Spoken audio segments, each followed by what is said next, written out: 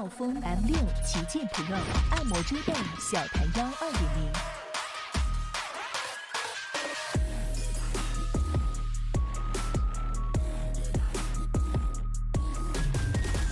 3D 云朵枕，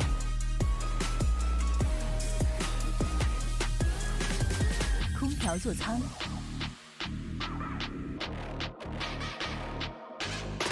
立体机械臂，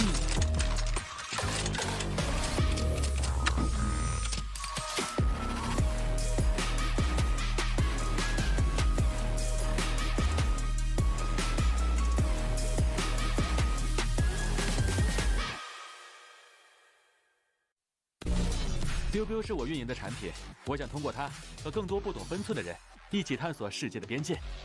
正是这些不懂分寸的人，也许他们不被理解，任性、固执，甚至疯狂。就是我。但如果没人去打破边界，谁又能玩透世界呢？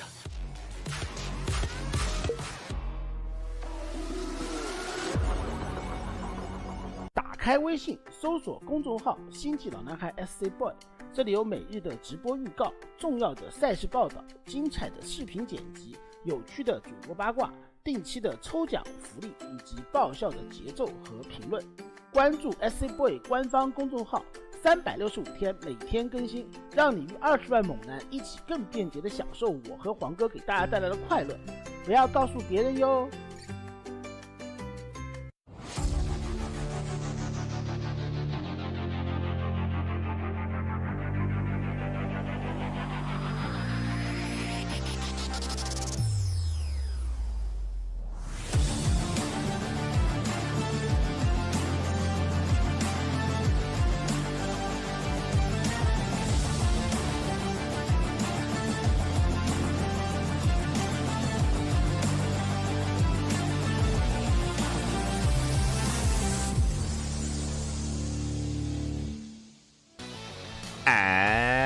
And welcome back, everyone. Welcome back to another day, another week, another edition of the WTL World Team League 2024 Summer Contest Round 6, day number 1.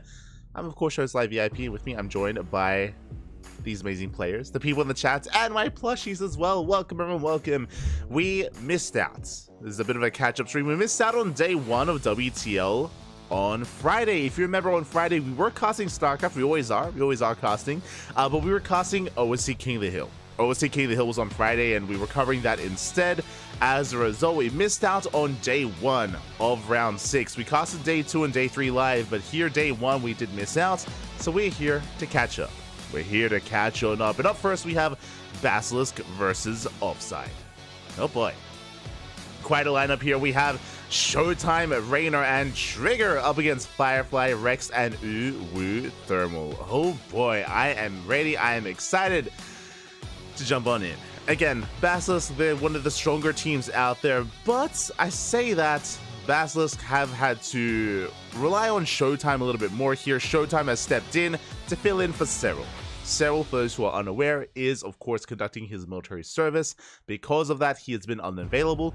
Out of 6 weeks of WTL so far, Cyril has been at one of these, he's been available at one of these weeks, at one of these weekends. All the others, Cyril of course has been busy, and this means that players like Showtime, Rainer, and Trigger have been having to step up to fill the shoes, the big shoes that Cyril has kind of left open.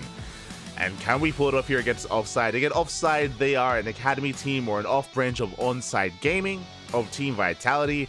Still amazing players, though. Still amazing players. You know, we saw Firefly, Rex, and Uthermal. I am ready for it. Firefly has been proving to us all that he can contend with the best players in the world, especially in the WTL format. Rex always coming in with specialized builds. Uthermal, the same. Sometimes very cheesy play. I expect some hyper aggression out of Rex and Uthermal, and potentially out of Firefly as well. Firefly is an interesting one. He has been taking some more unorthodox approaches to PvP as play this round as well, with Mystery Gaming and All Gamers. And of course, I almost forgot Mouse. Mouse Esports has partnered with Offside Esports as well, so I guess they're now known as Offside Mouse? Mouse Off? Off Mouse? We'll figure it out. But Hero Marine starting, I think, next week. One of these weeks, Hero Marine is going to be stepping in and filling in and being a part of Offside Esports, that's going to be a massive partnership and a massive pickup for Offside.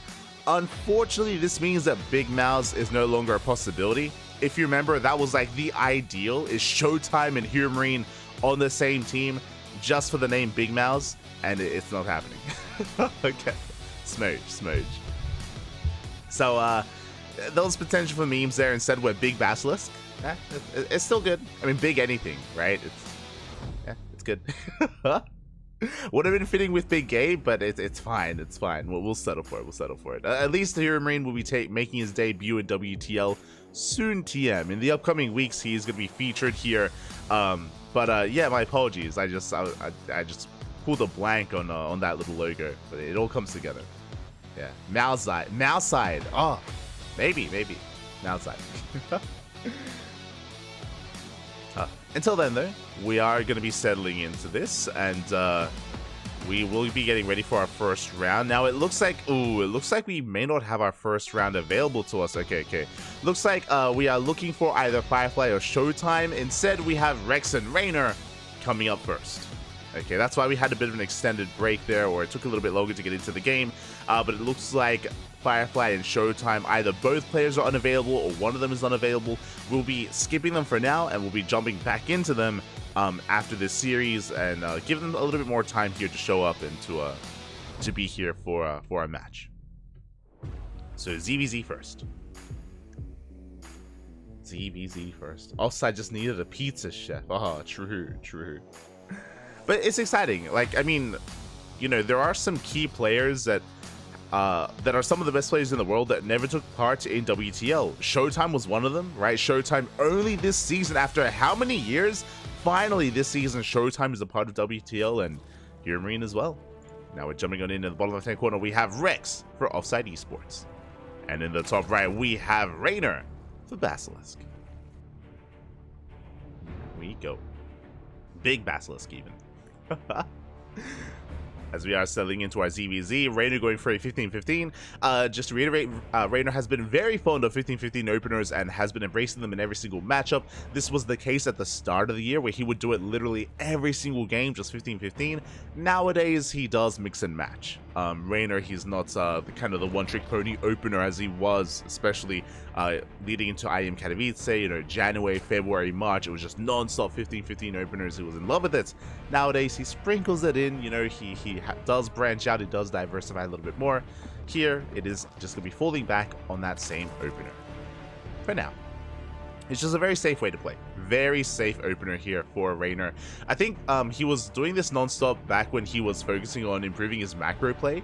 I remember he did dedicate a period of time just to focus on that, recognizing that that was something that he was maybe a little bit more lacking in, that he was obviously a very fast player and very aggressive and very high octane, and there were other aspects to work on. And yeah, that was kind of like the start of 2024 era of StarCraft. Unfortunately, we're not getting Raynor's webcams. Unfortunately, I believe he's still in Korea. Still did compete this week in ESL Asia, but I believe he's returning to Europe soon. I don't remember the date exactly. I know that it's publicized, and I think Rotterdam and some of the other Basilisk players were talking about it, about Raynor's return to Europe, and that is coming up, from my understanding. Not yet, but it's on the horizon. I imagine the lead up to the Esports World Cup. Until then, we're settling in. It was a hatch gas pool out of Rex, standard opener. Now, the downside of this 15-15 from Raynor is the lack of gas. Gases are delayed, which is why you can see that link speed is on the way for Rex, is not on the way for Raynor, which is also why this opener usually leads into 2-base Roach. What I'm referring to is that because link speed is so delayed for Raynor, that we usually just avoid it entirely. And we usually just wall up on 2 bases with your Roach Horn, with the Eva Chamber. You take a delayed 3rd base instead. Speaking of, there's that incoming wall. Now, what is interesting is, despite what I just said, we are still making it look like 2-base Roach. With the Evo Chamber, we should be throwing down the Roach Horn. We should be skipping the Bailey Nest from Raynor, but he is still investing into link speed. That is interesting to me. With the investment into link speed, we could go for a link flood. That is a big option now available to Raynor. He could just be getting it just to be safe, just to keep up, just in case we do need it. But that is an interesting one. You can see Rex, he's checking, he's confirming that there is no third. Rex, of course, has his own, as he would for a standard opener. Baneling Nest still on the way for Rex. Rex has the option to cancel the Baneling Nest. You can see Raynor is massing up some Lings. We spoke about the Ling Flood.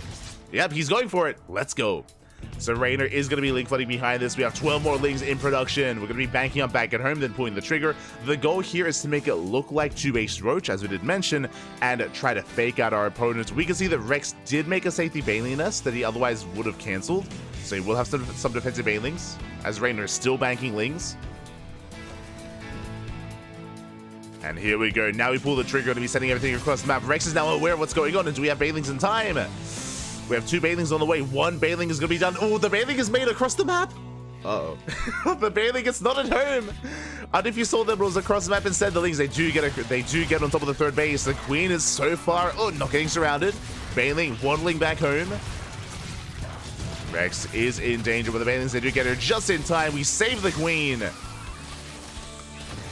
Second Queen has arrived as well. It looks like Rex will defend. And now Rex is going for his own counterattack. We have 30 Lings in production. That's a lot of Lings. Now, what I like about this counterattack out of Rex is the fact that Raynor doesn't have the Baneling Nest. Without a Baneling Nest, with only Roaches to work with, Raynor's going to be in a bit of trouble here. We have potential to surround those Roaches, snowball out of control. Suddenly, the pendulum swings in favor of Rex. Things they try to deny some of these Banelings. Banelings do morph in. And can we surround these Roaches? Can we stop them from walling up? We can! We get on top of the Roaches. We get on top of the Queens. Raynor in a bit of trouble here. Clutch Transfuse. Where are the Banelings going to connect? Where are the Banelings headed? They're going for the mineral lines. Queens are caught out. Nice split here out of Raynor. And we're going for the main. Just waddle on into the main base. Queens are falling, but we're running out of Lings. Oh, and how many drones can we get? Oh, it's so close. Nice split. Oh, the splits, Pappy. Very nice splits here out of Raynor.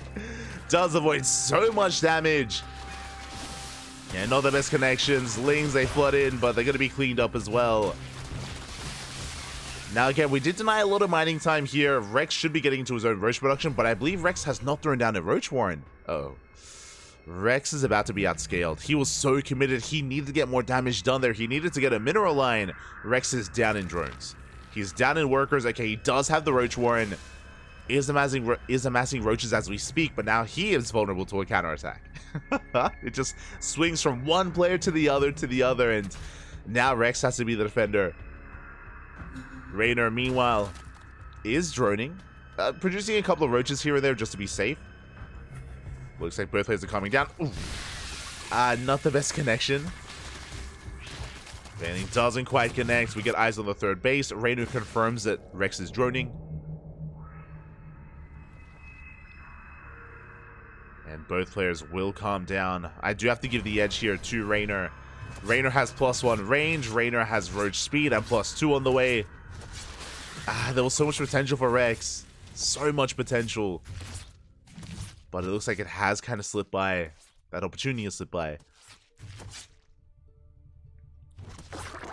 Now Raynor, it looks like he's faking a move out. We have Lings slipping into the main. Roaches, they do reveal themselves to those Overlords. Big Ling counterattack here by Rex. Does get into the natural. Likewise, Raynor focusing down workers in the main. Oh, that's 5 drone kills. Oof. Yeah, and Rex is bleeding out too much. It's getting out of hand. The Queen goes down. 10 drones as well. This is almost game-ending damage. 13 workers going down. In a mirror matchup, you cannot afford this. Not in a mirror matchup. Roaches, they race back into the main. That was a 14 worker kills. And the Queen. And with that Raynor, he's up 20 workers. And now we can focus on making Roaches, and now we can focus on our push.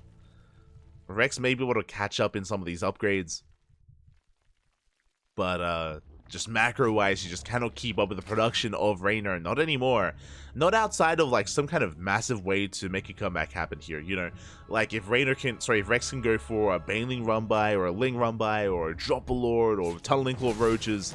There are some ways to slip in and get some damage done. The problem here is that Raynor's staying at home. Like Raynor is being very defensive for the time being as he's building up. There are very little openings here to get in and to punish Raynor. The one chance is when Raynor moves out, if Rex can move in and delay the push and force Raynor to turn back around, at the same time getting some economic damage, then maybe that could be an opportunity, but outside of that, Raynor, he's moving out. Catching Overlords as well. Is going to be pushing. And +2 has yet to kick in. The best moment for Rex to engage. Does get the concave, does take a better fight. Not a bad engagement there out of Rex. But now +2 kicks in, and now Raynor has the high ground. He's got the better concave. The splits against the Miles Poppy. Oh my god. The Roaches going down one after the other, and now the Ravagers are exposed. GG gets called, and Raynor will take game number 1. Whew. GG, well played. Raynor will take a lead in this series, but a shout out to Rex because game 1 was very back and forth. And there were definitely moments there, definitely opportunities for Rex where he could have a choice. And this is going to be an interesting map. Game 2 is going to be on Post-Youth. Now, Post-Youth has, of course, the hybrid base with gold minerals. It also has the center gold. There's a gold base you can take a little bit further on as well. And in a ZVZ, you can attempt to rush into some of these bases, make use of them, and be hyper aggressive. I mentioned before that Rex usually comes in with specialized builds, and I'm sure he has something cheeky in store for us on Post-Youth. I'm sure. And we'll see what it's going to be as we're diving into game 2. And spotting in the top right hand corner, we have Rex for Offside. And in the bottom left, we have Raynor for Basilisk.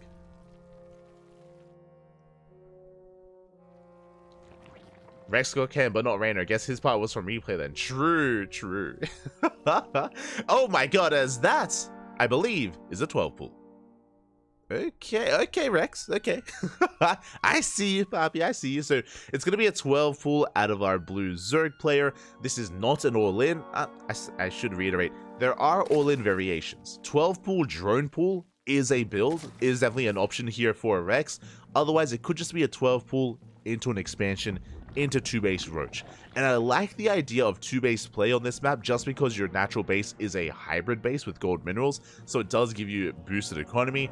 We can see that Raynor is just going for a hatch gas pool. This time there is no 15-15 out of Raynor. He's not going for a safe build, which means he's going to be a little bit more vulnerable to this. Oh, we're pulling some of the boys. I was like, 12 pool drone pool is a thing. It is a thing, and here we go. Okay. Rex is moving out across the map with 4 drones. Interesting. Now, with these drones, we can, I believe, Spine Rush. That is an option here for Rex. We'll see if he's able to avoid the Overlords. So far, so good. Up! Oh, for 1 second there, for a split second, we did catch the drone. We're mining through! Let's go! We're mining through the middle patches! He's crazy! That's why we have 4! The wall-off means nothing! Yeah, more boys being pulled. The wall-off means nothing. Rex is busting into the main base, and Raynor has no idea. He has no idea until now. The drones have arrived. Spine crawlers on the way. 3 spines here in the main. The wall, it does nothing. Lings, they deny some mining time. They threaten the mineral line. And this is what I'm talking about. Rex, he's crazy. He knows, Papi. He knows. He's beautiful. Already, Evo chambers are denied. We have to pull away. We have to commit. Spine crawlers are still on the way. We're buying time. We're buying time for the spine crawlers. They're halfway done. Very careful play here out of Rex. Does engage. Drones are falling. And Raynor, he does spawn in his Lings. Lings have arrived again. Rex, he has to buy time. He has to avoid a fight. Does rotate around. Spine crawlers are finishing. We need to fight with spines. We need to pull back. Spine crawlers are done. They're within range of the spawning pool. Oh my god. Spawning pool's under fire. It's going to be going down. We're slowly leapfrogging forward towards that hybrid base. Once again, boys being pulled. Rex are stepping well here. Yeah, the spine crawlers, they burrow within range. We're going for the spine. And have we done it? Have we done enough? Rex, the Raynor, he's going for a base trade. No shot. We're going for a base trade, Pappy. Rex, he's making a spine back at home. Spine crawler on the way back at home. Rex only has one base. Meanwhile, Raynor, we have to kill 2 hatcheries. 2 hatcheries have to go down. Raynor also, I believe, has enough money for a gas geyser, so he can make a gas if need be. Oh boy. Here we go. The base trade has occurred. Spine crawler still in production. Rex is in a bit of trouble. Oh, Rex, he gets surrounded. He gets surrounded. No, spine crawler's still on the way. We need a couple more seconds. We need a little bit more time, but the spine crawler's under fire, and it looks like Raynor, he has control of the main. Rex, he does evacuate. Gets the hell out of there. Remember, Raynor can make a gas geyser. Take a bit of a better fight. More lings have arrived. I don't think Rex can take this. I don't think he can. Yeah, please add another drone. Now, Rex can make use of his larva. Bearing in mind that when the hatchery dies, we can make use of the larva as... Oh, we almost catch a drone. Very nice control out of Rex. Very nice control so far, but he has to pull back. Ooh, gets surrounded. 1 ling goes down. Every ling counts. Another drone gets surrounded. Ah, miscontrol out of Rex. Oh, Raynor is droning. He is attempting to drone up. That means that Raynor can't make a gas. Making these workers may not have been the play for Raynor. Additional drones are going down. Rex running out of lings. Oh, getting cornered. He has to get the hell out of here. Does have to pull away. And Raynor, he's about to lose his last building. He has 1 building left. This is it. The hatch. He has no money. No, okay, he does. Okay, he has 34 minerals. Ay. Oh, but the hatchery's under fire. It's gonna go down. There's the gas geyser. It's on the way. We have to kill the gas. Go for the gas, Pappy. Go for it. Oh, God, we have 2 lings left. How do we kill the gas is the problem. Like, with only 2 lings, bearing in mind that those spine crawlers will eventually die. Raynor, he's done it. No shot. Rex, we were so close. No.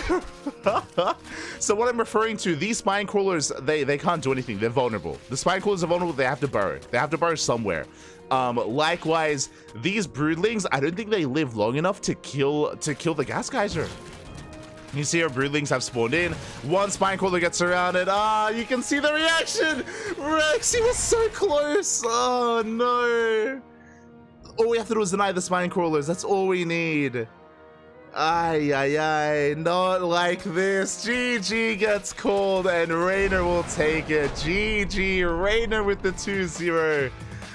Rex, it was such a big brain build. I loved it. I loved the build out of Rex. It was so good. It should have worked, but we weren't quite thinking big picture. GG, well played.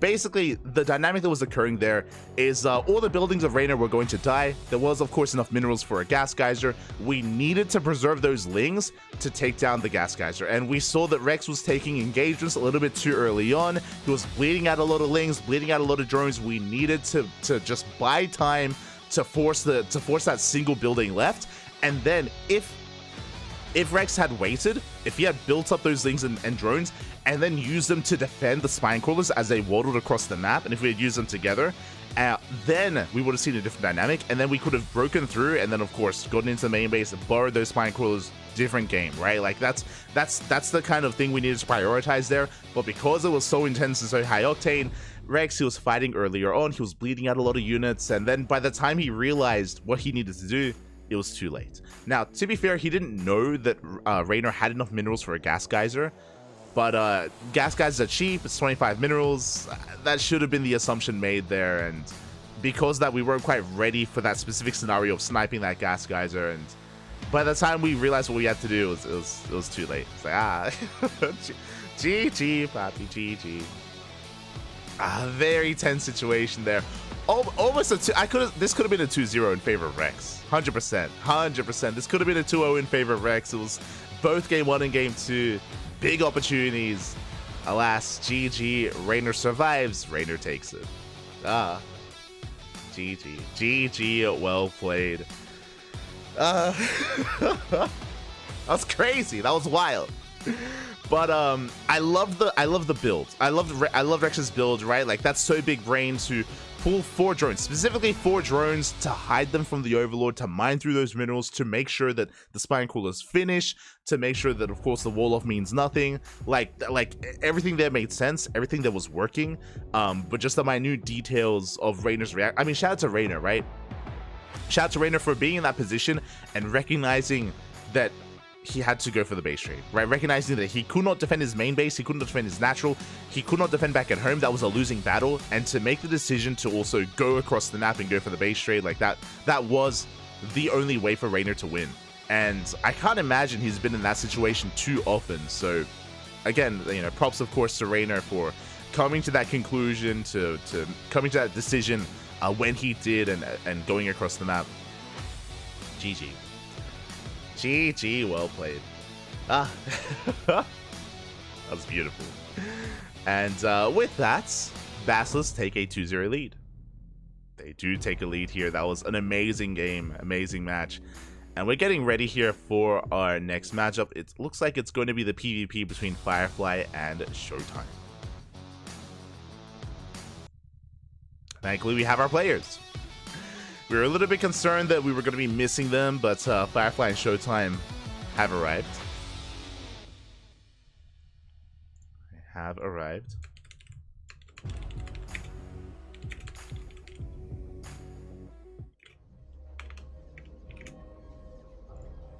And here we go. We are jumping in, and in the top left-hand corner, sorry, the top right, we have Firefly for offside. In the bottom left, we have Showtime for Basilisk. Whew, here we go. Just jumping into our next game. Jumping into our next series here. That was already a crazy ZVZ. I mean, I've already peaked. Like, like I feel like we've already peaked here tonight. Like, that first matchup was beautiful. That's all we want out of StarCraft, so let's be real. But now we're settling into our PvP. Now, coming into this, Firefly is a very interesting player. He has been on the rise for 2 years, for over a year at this point. Has been looking so damn good, and has even taken it to MaxPax. You know, MaxPax being the best Protoss player in Europe. Firefly has even brought him to his knees as well, going to the ace match. Interesting setup here. Showtime going for a gate expand, fully walling off. Firefly, let's go! Oh my god, this is the Protoss variation. We're mining through the minerals. Now, for those who are curious as to what's going on, when you mine through minerals, you gain minerals in your hands as your worker, but you can destroy those minerals by replacing those minerals with gas. So if you have a gas geyser like this, you can mine through the minerals, then mine gas, then mine minerals, then mine gas, and with one worker, you can break through this wall. Very cheeky move here out of Firefly. We saw this a lot, if you remember, a couple of years ago on Golden Wall. This was like 2021, maybe 2020 era of StarCraft. Golden Wall had a very similar setup where you could mine through the southern half of the map. There was also a gas geyser there that you could also mine through as well. So cheeky moves here from Firefly. Showtime opening up in a very greedy fashion, and Firefly looking to punish him. Oh my god. Firefly, you've been spending time with Rex. And we mine through. The wall is open, and are we going to proxy in the main? Are we just gonna... We can. We have the option. Now it's gonna be a Stargate opener at a Showtime. The probe is spotted! Oh, no, we weren't hugging the wall. The probe is spotted. The jig is up. We have scattered. Ay, ay, ay. Firefly not close enough to the edge of the wall. He does get spotted. He will delay the expansion at least. He will delay. If you want to be a little bit cheekier, then he won't be able to. Probe goes down. Adaptive does make it across the map. We're going for the mineral line. We're going for the probes. We are going for the workers. Already one worker going down. Soon to be another. And this is already worth it. Like 2 probe kills. This is good stuff. This early on. 2 probe kills. Pylon block as well. Big delay in the expansion. Firefly across the map can soon expand himself. Showtime opening up Stargate. And Showtime forced to expand elsewhere. We get a 3rd probe kill. Very nicely done by Firefly. Meanwhile, he's opening up with his own Stargate, but he's going for the Oracle. Ooh, risky move here out of Firefly. Oracle versus Phoenix. It's going to be on Firefly to keep this Oracle hidden and to keep it away from the Phoenix, to avoid it, to get into the mineral line. Shield batteries on the way, and the Phoenix is patrolling back at home. Showtime is ready for this.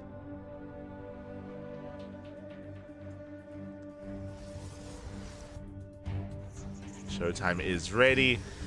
With 2 Phoenixes, I don't think a recall is going to finish in time. I think we can DPS down that Oracle, so Firefly has to be very careful. He's getting a second Oracle. Ugh, this is a big investment. I love the start here for Firefly, but again, opting to go for these Oracles was a risky maneuver. It's a big investment, and it's going to be hard to really make them pay for themselves. Especially with 3 Phoenixes on the map. Oracles are moving out. Like, if these Phoenixes ever move out across the map and reveal themselves, then Firefly can go for the kill. He could just go for a bit of a suicide run and just send them in and just go for the probe kills. We can maybe get 5 probes before we go down. It's going to be close. Phoenixes are spotted. And Oracles are going for the main. They're going for the main base. They've spotted those Phoenixes. We actually go for the natural. Okay. And we will get a couple of probe kills. We're going to get 5. Soon to be 6. 6, maybe 7 probe kills. 8 probes go down. Is that worth 2 Oracles? The problem is now we trigger a counterattack. That's the problem. We are going for a massive counterattack, and can Firefly maintain his bases? Yeah, already 2 probes going down. There is no blink. The shield battery's in position, so we bleed out 2 probes. Back at home, Showtime going for DTs, going for the Dark Shrine. Dark Shrine on the way. Firefly rotating over, keeping up. But as we settle into, this is why I love WTL, is post-youth, this map is one of the most vetoed maps in the map pool, and both with Rex versus Raynor, and now this PvP between Firefly and Showtime, we've seen some wild openers. Some really crazy stuff that we would not see anywhere else on any other map. And we would just rarely see, period, just because, you know, these maps are often vetoed. So I appreciate it. I appreciate it. Shout out to WTL. For those curious, World Team League, they force these maps as the players have to play on this map. There's no say in it. There's no vetoes. Here we go. Phoenix is there to get into the mineral line. A couple of pros are going to be going down. At the same time, Firefly pushing out towards the natural base. Does have his proxy. He's going all in. And he will get within range of the shield battery. Shield battery goes down. Showtime just doesn't have enough. But he does have DTs. And the Dark Templar does morph in. And is that going to be enough? Like, Firefly, he's got double the Stalker count. But it may not matter. There's no detection. Oracle's on the way, but that's not the most reliable way to get detection here. Trying to fully wall off. DT busting in. Stalkers are going down. Ay, ay, ay. If it wasn't for the DTs, then Firefly would kill Showtime here, but he's bled out so much. Too much. He has to back off. He gets 17 probe kills. Recalling back home. Oracle has spawned in. And we get the revelation. Do we get the first DT? Continuing to move out. Back at it, we need cannons. We need something to defend. Firefly still has the army lead.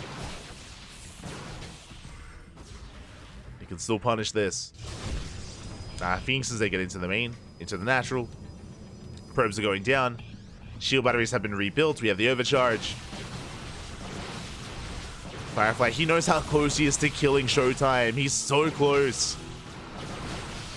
He's been so close. He has to preserve that Oracle.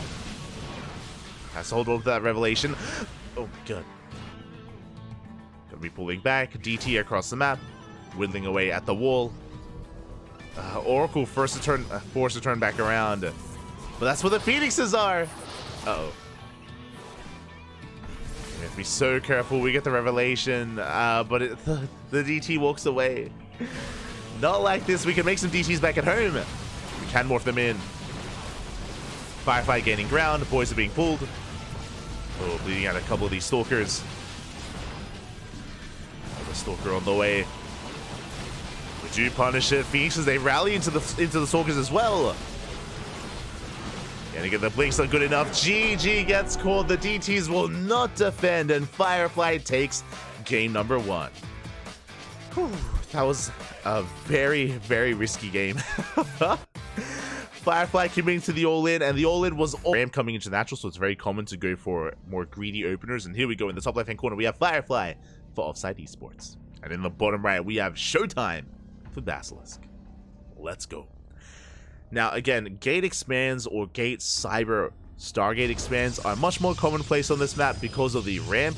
This does often lead to greedier openers. It does often lead into Phoenix Wars as well. I'm sure that's why Showtime chose this map. He wants to get into a solid early game, into the mid game. Does want to get rid of any chance of going for an all-in or any kind of proxy play. So this map choice makes sense for Showtime. I'm curious how Firefly responds. So far, setting up his own gate expand as well. Now, if we do open up double gas and if we go into Stargates, I hope that this time Firefly doesn't go Oracle. Like, it's just such a risky way to play, and I'm not too fond of it 2 games in a row, but we'll see. I'm referring to Stargate versus Stargate. If Showtime goes Phoenix again. For now, it looks like we're staying on 1 gas. Both players are looking to expand. Both players are looking for that opportunity. There we go. Second gas now being taken by Showtime. Firefly forced to take a second gas as well. Cybercores are on the way, and this should lead into Stargate openers. Now, because both players are delayed their expansions, and because both players should be responding with Stargates, this is why it is very common on Site Delta to see Phoenix Wars, to see Phoenixes from one player, Phoenixes from the other, and then we just don't stop making Phoenixes. I don't think that, I do think that Showtime is willing to embrace that. I don't think Firefly is. So my eyes are mainly on Firefly to see if he conforms to PvP meta. There's a Stargate for Showtime. Firefly does make the first Zealots. And oh yeah, once again his pylon blocked. We'll have to throw down his tech. Wait, this okay, we're good. Going for the cyber block. Gas now being saturated. If Firefly does go for the Stargate, it's so delayed though. So at this point, we're not going for it. Yeah, it's far too late for that. Firefly going to be expanding. And Firefly, he is avoiding the Phoenix Wars. This does mean though that Firefly has to be the defender. Second gateway first. Ugh. Yeah, this is a little bit messy. Cancels the gateway. Throws down the Nexus. The Nexus is on par with that of his opponent. And Showtime can go Oracle. Okay. Well, I mean, you know, if you're not a fan of Phoenix versus Phoenix, then we avoid that at least. But it does mean that Showtime's in control. It means that he can harass. He's forcing Firefly to be defensive. Forcing him to stay at home. Firefly does have a probe out on the map. It's going to be a Twilight Council opener. Probe will get eyes on the natural base. Oracle dips in. Firefly is in position. We'll deflect the Oracle.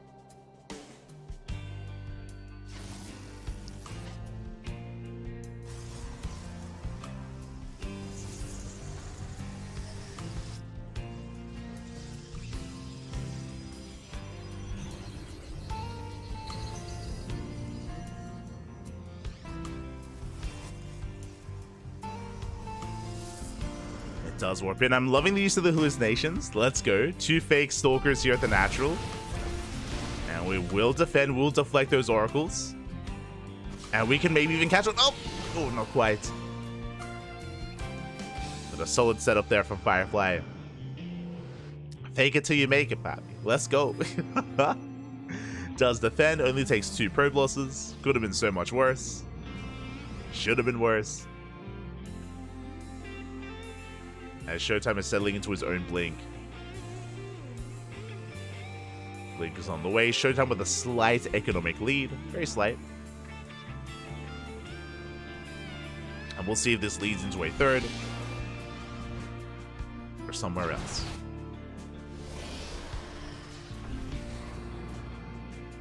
Now just keeping tabs on the army. There we go, third base on the way for Firefly. Ooh, Showtime setting up a proxy, but Firefly will scout this. Very nicely done. Gateway is spotted. We force a cancel. And Firefly does maintain his third. Showtime backing off. It looks like soon to expand himself.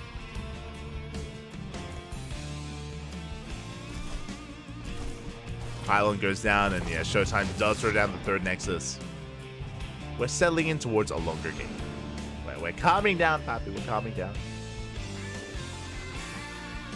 Working towards the mid game. Firefly being a little bit greedier here, going for a Forge and a Robo. Working on +1 and tech. Less so his Stalker count. And we'll see where Showtime goes. We'll see where he leads us, as he's also headed in the same direction. Forge on the way. Charge starting up for Firefly. Firefly is going to be slightly ahead with his upgrades. Slightly. As we try to pin down these Oracles. Same time, Showtime is threatening with a force in the center of the map. He can threaten the third base. But Firefly is in position.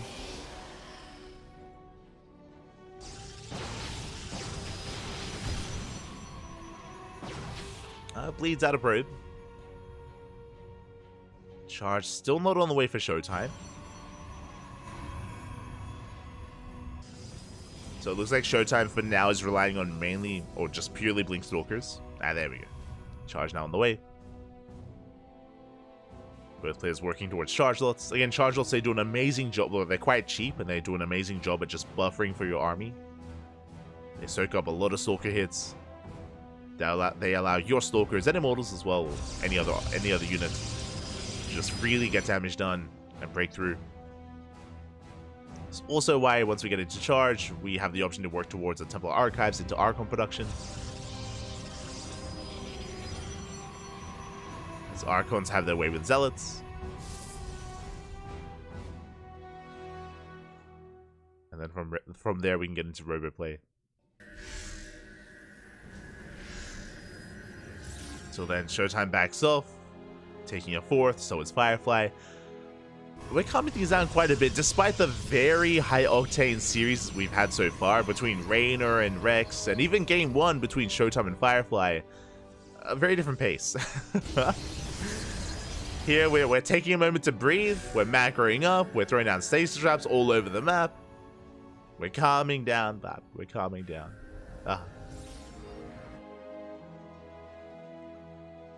But I'm loving the feel of stasis traps here for Showtime. He has a lot of potential to catch an army. Firefly does have observers. And I believe he does spot the stasis. Yeah, he's right outside the fort. Does spot it.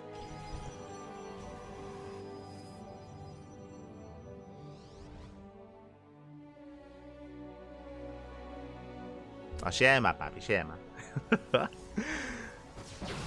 Stasis is going to be shut down. The observer as well.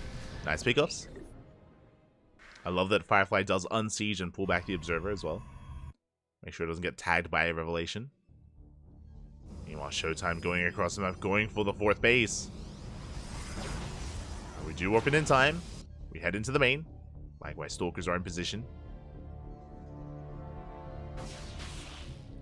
There we are in position. Oracles back up. Charge lots are amassing. No Archon production yet from either player. No Immortals either. We do see Firefly working on double upgrades. Interesting. +1 armor will help those Zealots quite a bit when it comes to tanking extra shots and getting on top of the army. Meanwhile, Showtime has an overwhelming army himself. Has less upgrades. Yes, that's true, but that is a lot of Zealots. Firefly isn't ready. Does spot the army. Shield batteries are on the way. They're seconds away from finishing. We'll have an overcharge. Jeez, but again, that's so many Zealots. Showtime rotating around. Reinforcing with even more zealots.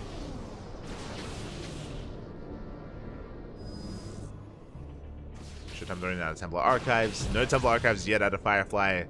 Just relying on upgrades, and now we can collapse in. God, it's just the CSL saying go for the shield binders. Actually, they're going for the natural. Okay, we're pulling back. Baiting out the blink.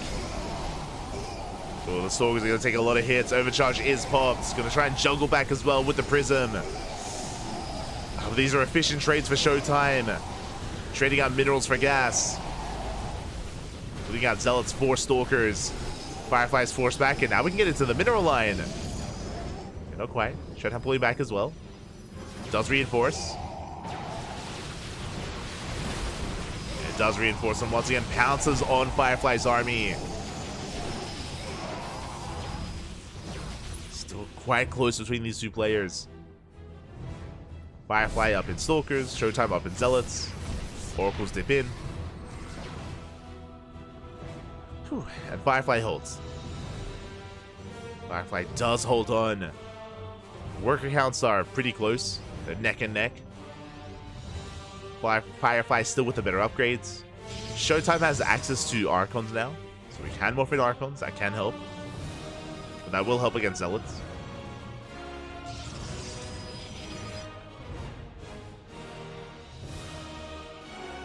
It is a little bit more gas intensive, and Showtime has not taken extra gases. Still just staying on 4 gases. Building up more Zealots. Does come across the army. Firefly expanding towards his opponents. Bold move. Both players taking their fits. More Zealots on the way. Upgrades are seconds away from finishing. Firefly doesn't want to hit an anti-timing, but he has an opportunity. There we go, upgrades finishing up just in time. Does collapse in. So far, good concave here from Firefly. Picks off Zealots. Does have to pull back though. Does pull back, reinforcements on the way. Showtime being forced a little bit further back where you have the overcharge. Yeah, we have to respect it. Overcharge is popped.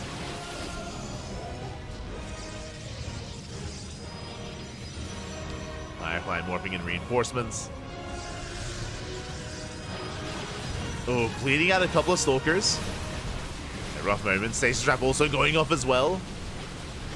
And another Stasis. Yeah, Zealots are caught. Firefly still has the better concave. The Zealot reinforcements are coming in. Shield battery running out of energy. Another massive Stasis. A lot of Stalkers get caught on the right-hand side. So many Stalkers. But does Firefly have enough? It looks like he barely does. Oh my god, we break through. GG gets pulled despite the Stasis, and Firefly popping off, Papi. Let's go. Takes the 2-0. GG. Oh my god. I wasn't sure if I could believe. I wasn't sure.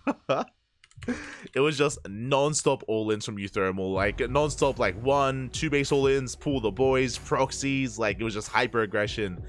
So I'm imagining something quite similar here against Trigger. I imagine. I imagine that. We're getting ready to jump on in. Ghost River is going to be an interesting one. It's known for aggression as well. So, yo, Euthermal has been doing a lot of all-ins against Protoss. We're on Ghost River. It's got to be an all-in, right? it's got to be. Let's find out. In the top right-hand corner, we have Euthermal for Offside Esports. And in the top left, we have Trigger for Basilisk.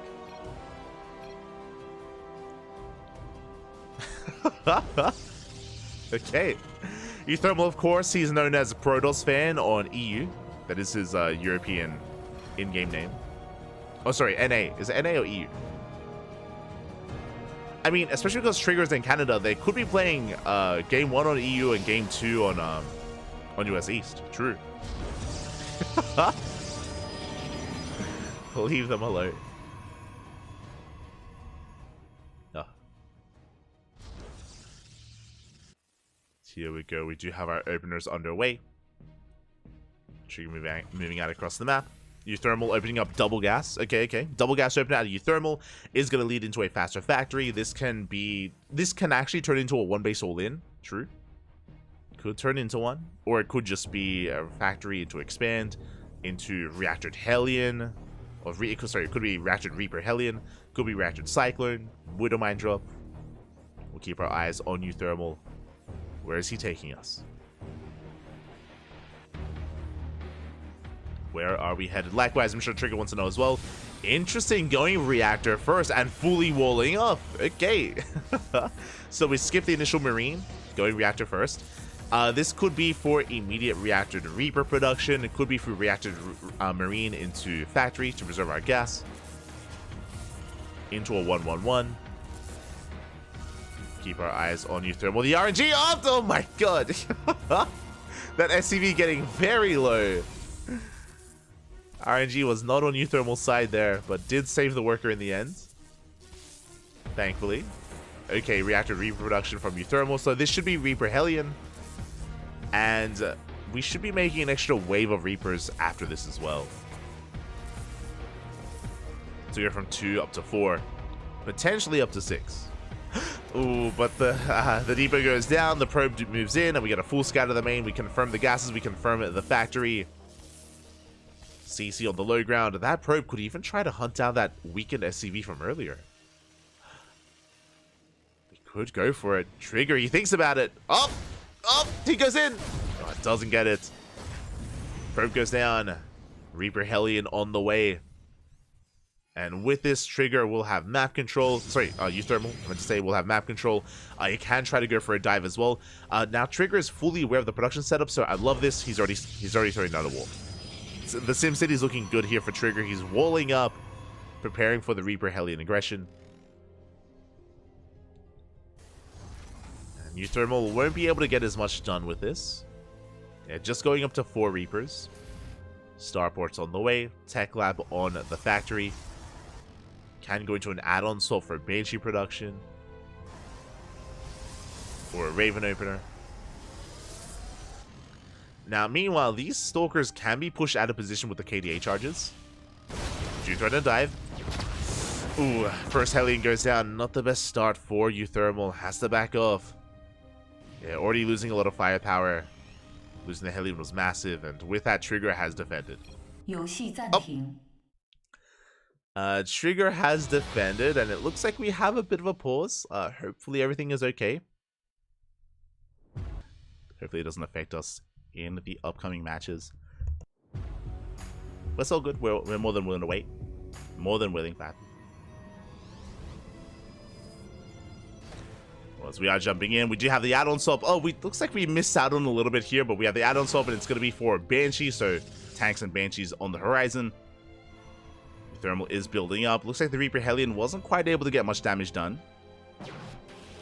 Oh, yeah, as the one Hellion does slip in, does come from the Blink opener. 2 more gates on the way. It's going to be 4-gate Blink. Oh, my God. Trigger going to be hyper-aggressive here with 4-gate Blink Stalkers. Now, Euthermal has seen everything. He has to prepare back at home. Does have to get ready for the defense. Yeah, bunkers are finishing up. Second bunker on the way. Reapers, they threaten to dive. The Hellions may have gone down, but we saw 4 Reapers. We do delay the third. Remember, 4 gates, Blink is not all in.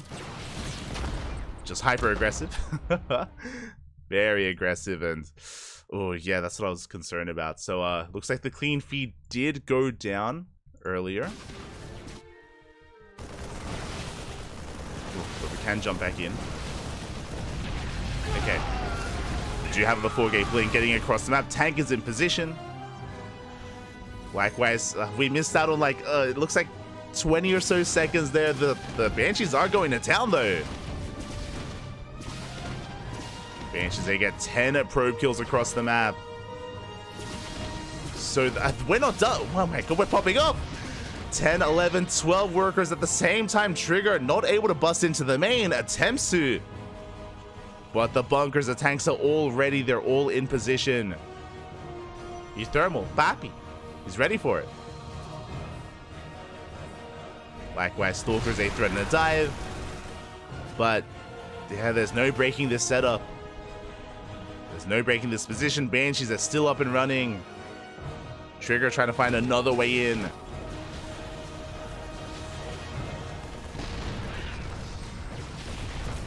Does rotate over. Bleeds out a couple of stalkers. And Euthermal, he comes out on top.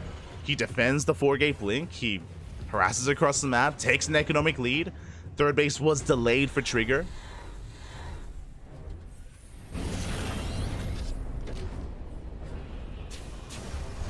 And soon Euthermal, he's going to push out. And Trigger, he's not in the best position to defend against it. Stim still on the way. Third TC in production as well for Euthermal. Not too far behind the third base of Trigger. Euthermal's in a very good position, and he can still threaten the mineral lines. Both Banshees are still alive. One outside the main, one outside the natural. Trigger is pinned back at home. But again, I do apologize for the clean feed cutting earlier, but I believe it only happened once in this broadcast. So smooth sailings here on forward. Banshee takes a couple of hits. We have to be careful. Euthermal pulling back.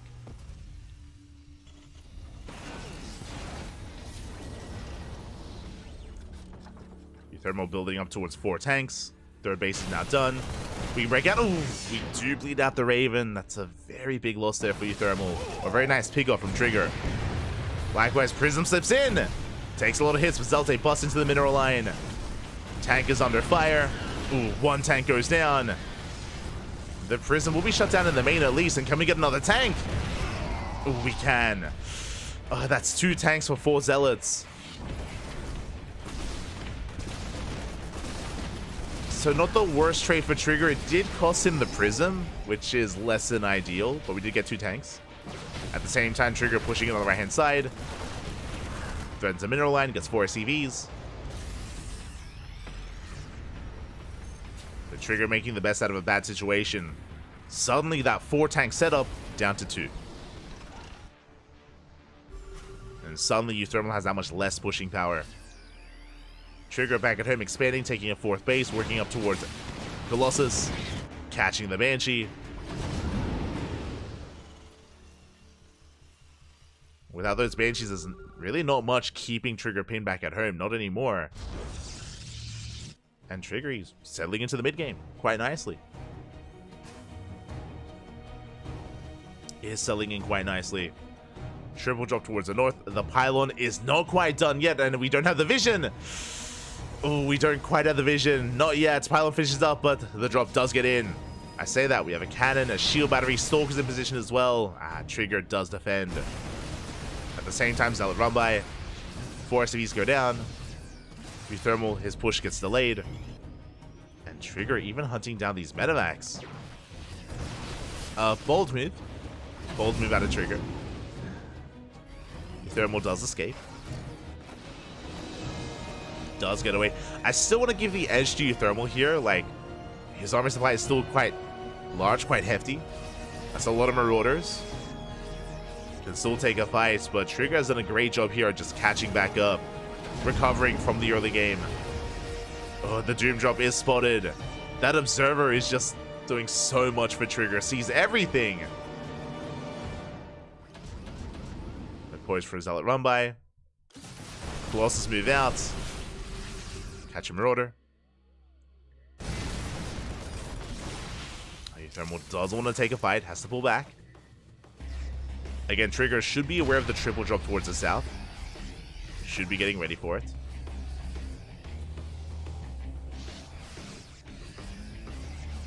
Once again, Trigger does spot the move out. I mean, he sees everything. Getting ready back at home, knocking down these rocks. Now, it looks like there is side defense at the 4th of Trigger, and I'm not too sure how much. Thankfully, the bunker does deal with the Zealot run by.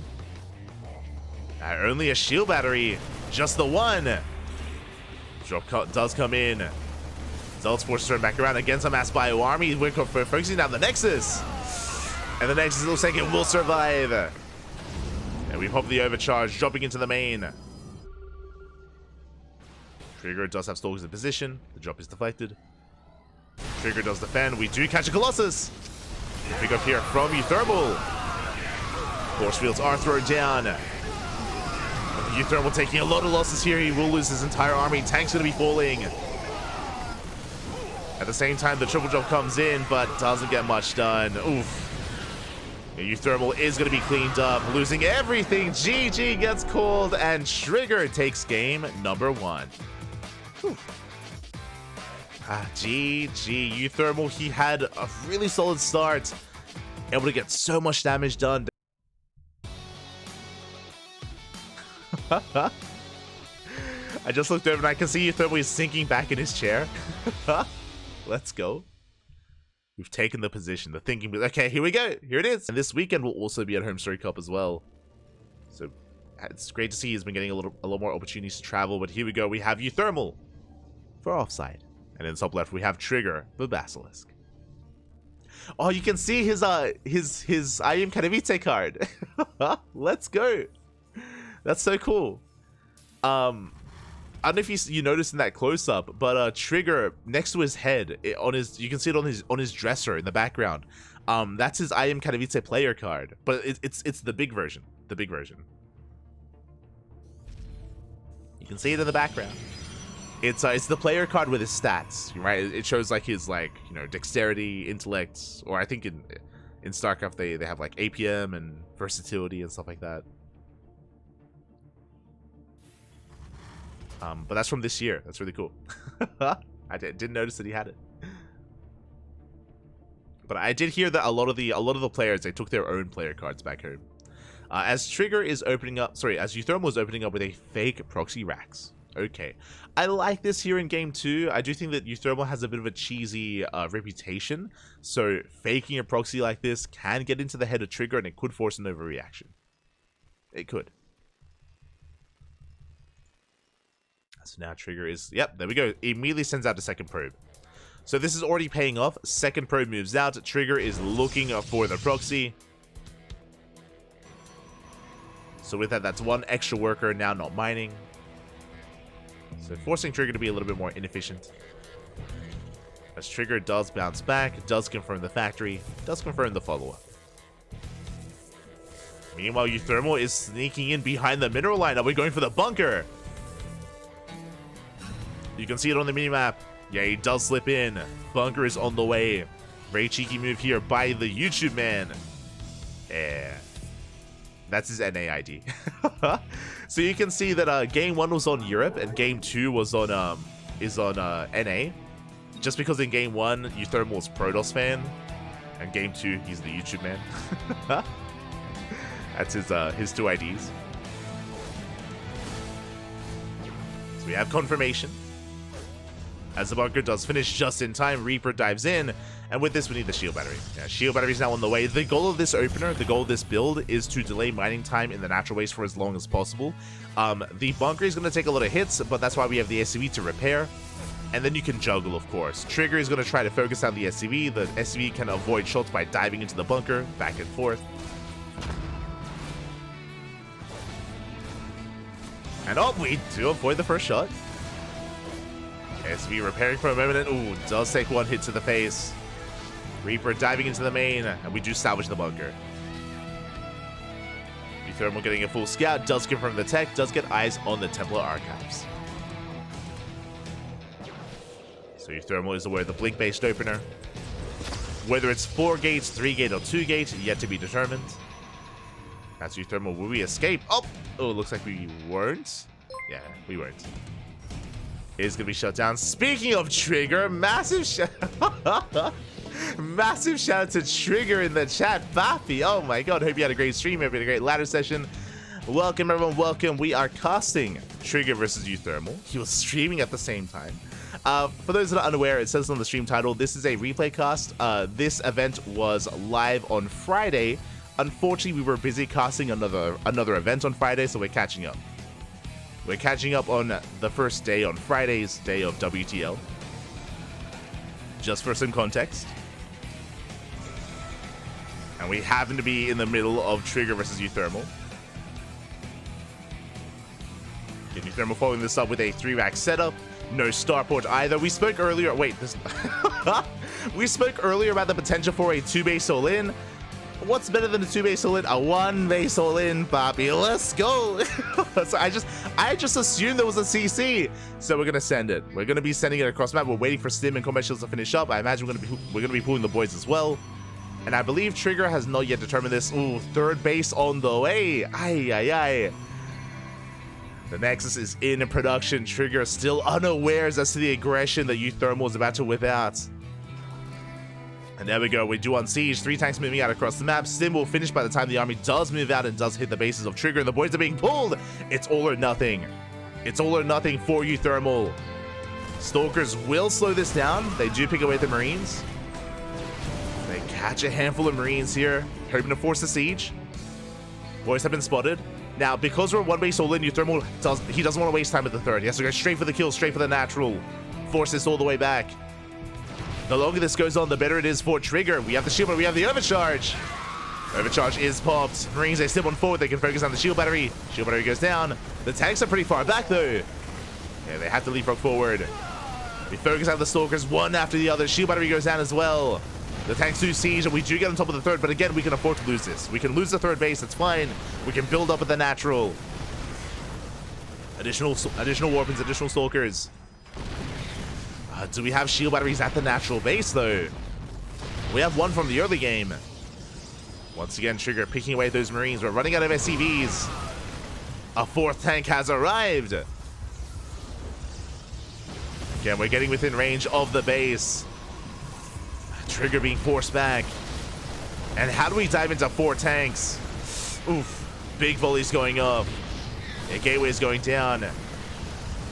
The Immortal has arrived. That will help. Oh, if we can survive. No! If we can survive with it, the Immortal. No, like this. The Immortal goes down. Shield battery is popped, but with only these Stalkers with slow lots, I don't know if we can really break out. Not anymore. Yeah, we dive on the army. We are running out of bio. Some of these tanks are going down. We do pop the overcharge. It does run out. But we're getting some of the tanks just in time. We take down 1, 2, 3. The final tank does fall, and Trigger, he barely holds on. We were almost out of units. GG gets called, and Trigger. You can see the smile on Trigger's face. A bit of a sigh of relief there. GG, Trigger survives, shuts down the all-in, and will win it all for Basilisk. GG. GG, well played. Again, the all-in took a little bit too long to really get going. I mean, Thermal was getting damage done, don't get me wrong. He was able to break through the 3rd, get on top of the Immortal versus Platinum R8. See you soon. See you soon. Oh.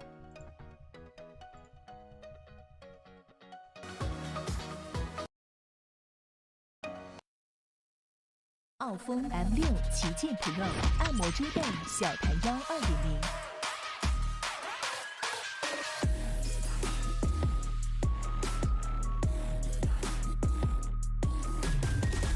3D 云朵枕，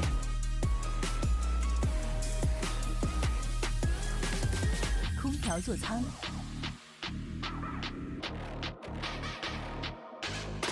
硬地机械臂。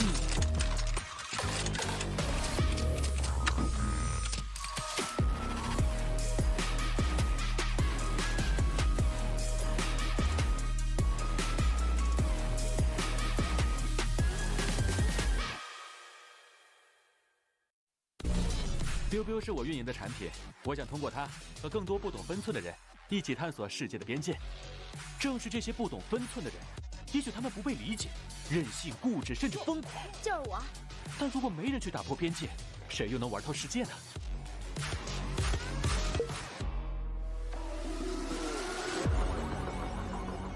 打开微信，搜索公众号“星际老男孩 SC Boy”， 这里有每日的直播预告、重要的赛事报道、精彩的视频剪辑、有趣的主播八卦、定期的抽奖福利以及爆笑的节奏和评论。关注 SC Boy 官方公众号，365天每天更新，让你与20万猛男一起更便捷的享受我和黄哥给大家带来的快乐。不要告诉别人哟。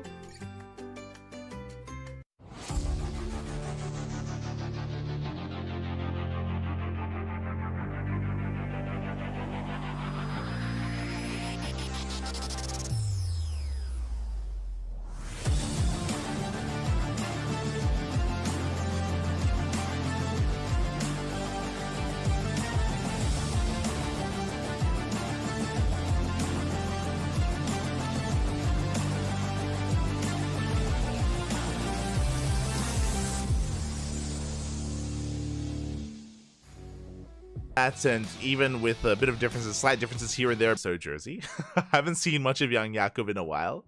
But Young Yakov versus Gung Fu Banda is going to be an interesting one just because Gung Fu Banda is so hit and miss. To be honest, like Gung Fu Banda, he's either on fire or he's not.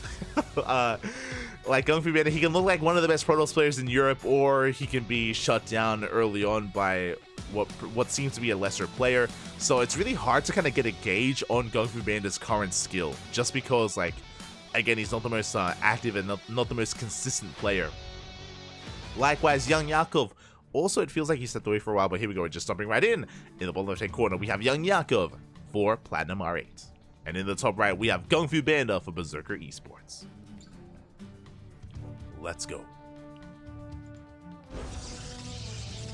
Let us go. Again, Young Yakov, it feels like he wasn't too active last year. 2023, it feels like we lost some of our young Zerg up-and-coming players. You know, I'm reminded of Soul Spirit, for example. Soul Spirit's the big one, who was a really young player, had a lot of potential, and did like quietly retire, which was a bit of a shame. And I thought the same of Young Yakov. I was really concerned that he had also quietly retired, where he just kind of stepped away and stopped competing. But no, as of the past couple of months, this year in 2024, Young Yakov, he came back. He started becoming active again in online tournaments. Took a while for him to kind of regain his skill, but he's definitely back, and he's, you know, being quite regular again in these online tournaments, which I do appreciate. Like, Young Yakov has always had a lot of potential as a player. Nowadays, not so young anymore. It's been a couple of years since he's been Young Yakov. Soon looking to evolve into adult Yakov or old Yakov. We're getting there. Until then, though, we're rushing into the gold. Let's go. Gold base is being taken. And this is one of the big features of this map of Post-Youth, is that we have the gold base available. We can take advantage of it. We can use it to go for an all-in and be hyper aggressive. Really, the ball is in Gung Fu Banda's court. How do we punish this? Gung Fu Banda will scout this with his probe eventually. He'll get an eye on what's going on. We'll realize what's happening, and do we go into a Twilight Council follow-up with Glaive Adepts? Do we open up Stargate and Oracle and just harass with Oracle Vanilla Adepts? Worker's going to be transferred over. Also, I'm like making an assumption that Gung Fu Banda is going to scout this first, but I believe Gung Fu Banda, he skipped his probe scout, right? I believe he did skip his probe scout, so Gung Fu Banda is playing a little bit greedy. He's playing in the dark, and this means he cannot reactively throw down his tech. So it's going to be a Stargate opener, but Gung Fu Banda is unaware as to what Young Yakov is up to. So our Protoss player is unaware, and now moving out with our Adept. Elderly Yakov, exactly. We're not there yet. We're getting there, Bobby. We're getting there. Kappa.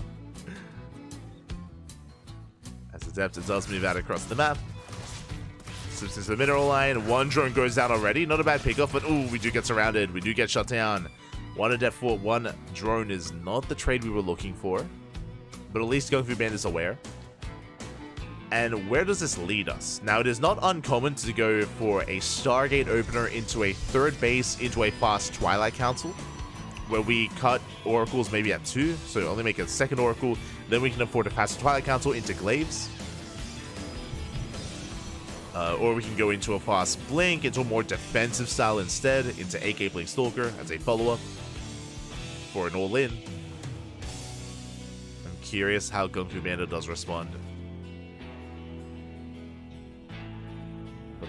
For the time being, just settling on in.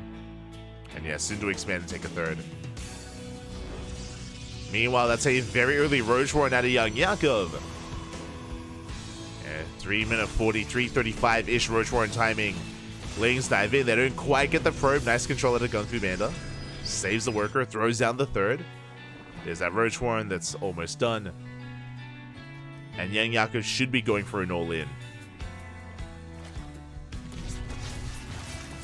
Oracle moves out, catching a couple of drones, not bad. 3 workers go down. Another Oracle on the way. We are getting up to triple Oracle. But I'm still concerned here for Gung Fu Banda. We got a 5th drone. Has some good worker damage. But here come the Roaches. The Roaches are on the way. Now we throw down the Twilight Council. At a standard timing, against an all-in like this, though, it might just be too late. Queens are waddling across the map. Roaches as well. Shield battery just now begins at the third base. And we need to pull off a miracle defense. Can we survive this? Can we hold on? We do catch an Overlord. Supply blocking young Yakov. Let's go. Queens are revealed. Now we realize what's going on. Additional shield batteries on the way. Gateways are still in production. Going through mana, it feels like we are not quite prepared for this. Ravagers have arrived. Going to be piling down those pylons. Shield batteries are done. And we have 20 Lings in production. They're rushing across the map. Nice target firing here with the Oracles. They almost get the Ravager. Almost. Things have arrived. It's going to be a slow siege here. Nibbling away at the army. There we go. Overcharge is popped. And we go for the shield battery. Shield battery does get low. We do snipe 2 of the Ravagers. Shield battery goes down. And here come the Lings. Remember, there were 20 Lings moving out across the map. We're getting on top of the Stalkers. Files will be connecting. 1 Stalker falls. We're down to 4. Again, it's still so close here between these 2 players. We barely warp in 2 more Stalkers. 1 goes down. Lings have arrived, and there's no blink. Oh, without blink, more Stalkers are falling. We're down to 4. Down to 3. 3 Stalkers left. The Oracles, they're out of energy. And we're shutting this all down. There's nothing left. We're down to 1 Stalker. And now 0. We have control of the third base. Now, from here, we can drone. From here, Young Yakov can drone up. And there we go. We see 1 drone on the production tab. Young Yakov supply blocked. So we can't actually make much more. But now we're waddling back home. That's all we needed. Now, we didn't just kill the third. For a moment there, I thought the wall was open. But we didn't just kill the third base as we're pushing into the main. We killed so many Stalkers. Now we barely have an army. The shield battery's not ready. No shot. No shot, baby. We were droning up behind this. We bust into the main. We catch the Adepts. And now we're pushing in. There we go. We have the overcharge. Gung Fu Bando will hold on. We'll survive this. Oracles get across the map. They catch a couple of drones. But bearing in mind, Young Yakov is on 3 bases. One of them is the gold, so he has even more minerals available to him. And he can just macro from here. Can it settle in? And can even build up once again and knock down the third with a later timing. Gung Fu Bandit does have Blink, about to have +1. Being very active with those Stalkers. Now, can we punish Young Yakov? He has been droning. Very few Lings. Oh, we're coming in for the surround. We're trying to look down the army. Oof. Catching a Stalker. Catching 2. 2 Stalkers go down. Forcing the blink. And Young Yakov has plenty to defend. Plenty in position. Oh, we do snipe a Queen. Good pickup. Queen goes down. More Stalkers rallying across the map. Gung Fu Bando being hyper aggressive here, and he needs to be. We still need more damage. Not denying mining time with the gold. Say that. Getting 2 workers. Lings diving in once again. Oh, as we bleed out another 2 Stalkers. Not the trades we're looking for. 4th hatchery's on the way. And Yakov still committing to more Ling main road Ravager. Ling road Ravager.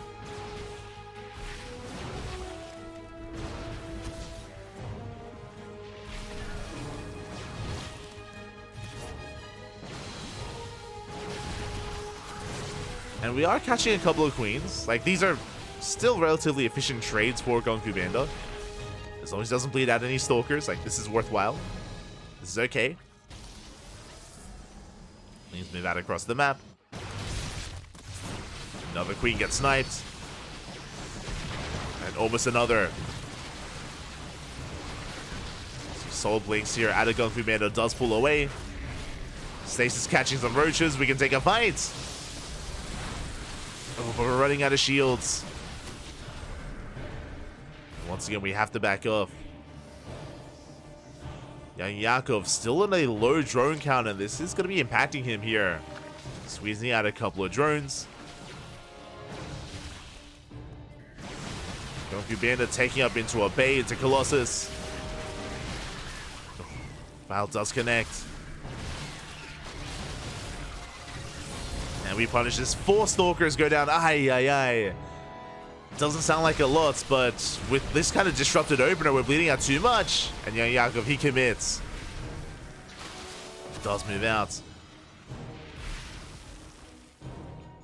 Forces another warp in. Young Yakov able to drone up.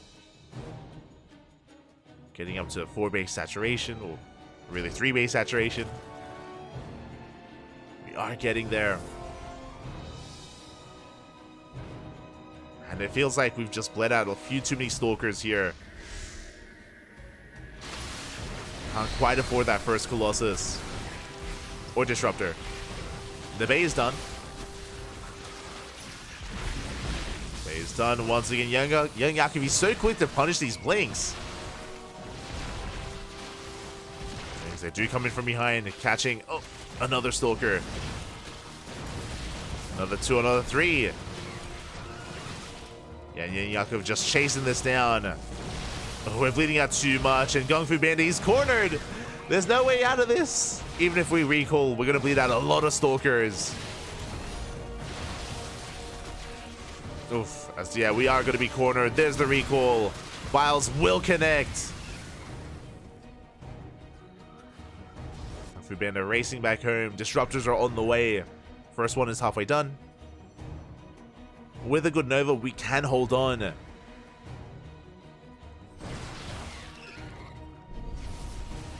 first Disruptor has arrived. Purification Novas are going to be available. At the same time, Zelarama across the map is going to force Young Yakov back home. This is what Kung Fu Bandit needed. He does get some breathing room. Is forced back. Oh, the hatchery getting quite low. But we should be able to save it. Prism diving into the main. Hydrogen finishing up. Young Yakov still droning.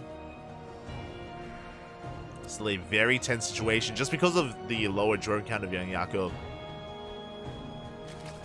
He can still go either way.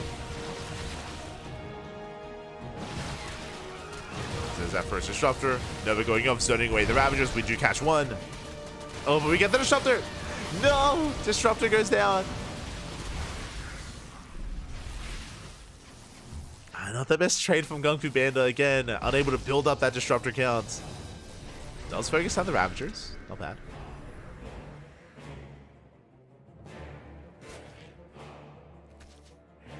Not bad as Kung Fu Bandit is going for the gold. Still pinned back at home.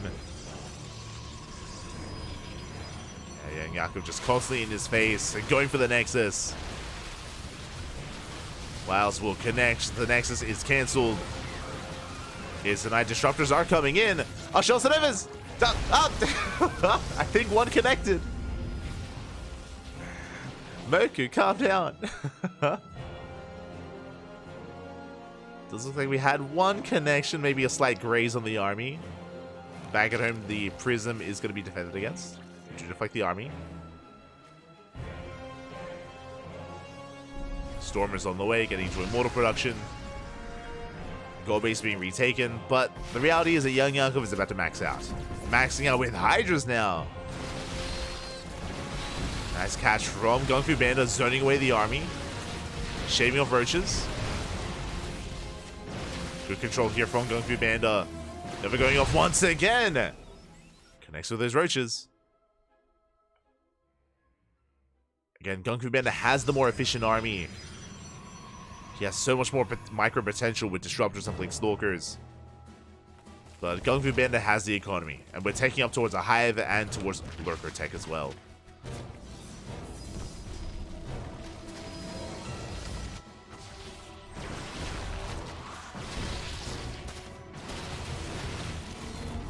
Lurkers are on the horizon. Are we coming from behind? A massive flank here from Young Yakov. Beautiful setup. Shuts down 3 Disruptors. And that may just be it. Storm is done. High Templar coming in. Storms on the links. Massive storms. But once again, we sneak up on them. We force them off from the Archon. Archon goes down. Only Stalkers remain.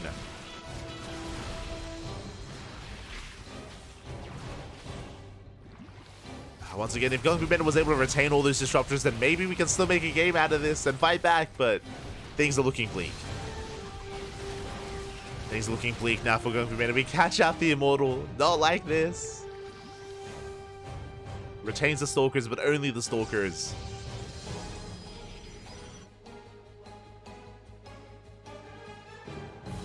Kung Fu Panda now just going pure Ling Hydra. Prism goes down. We're ready for Lurkers. And there it is. 4 Lurkers on the way, and we're just not ready for Lurker play. We don't have Immortals, no Sky Toss, no Archons. We have Storm, which helps, but Lurkers will reign supreme.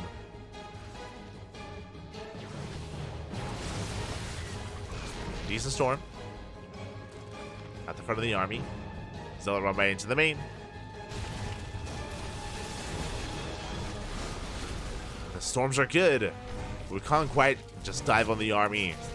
We can't collapse in. The army's being forced back home. Zealots in 3 mineral lines. Okay. First lurker goes down. 23 drones. Oh my god. Young Jakob. Woefully underprepared. 26, 27 drones falling. There's still that one hero zealot in the natural. Crippling the economy. Young Jakob down to 56. Now 61 drones. Ay. A handful of zealots in a dream. Let's go. Now we built up towards 2 immortals. Not bad. The lurker count isn't too high. I mean, Kung Fu Panda is still heavily down in supply here. It does land a decent storm.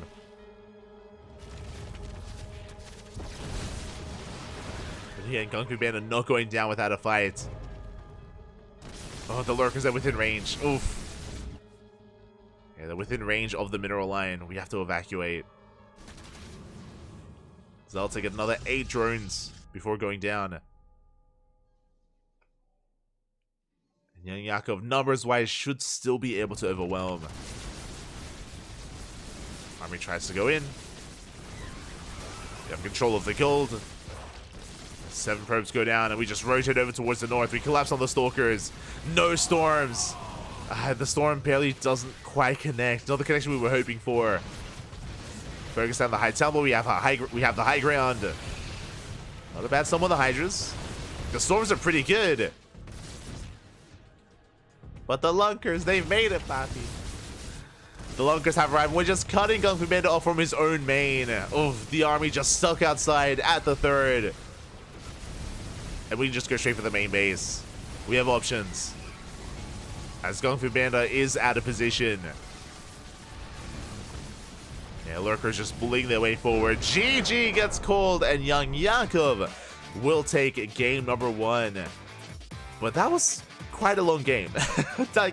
Just bearing in mind, winding it back a little bit here, this started with an all-in. It started with a 3-minute 30 Roach Warren. Like, as long as he did, despite losing his 3rd early on. But here we go, we're diving into game 2.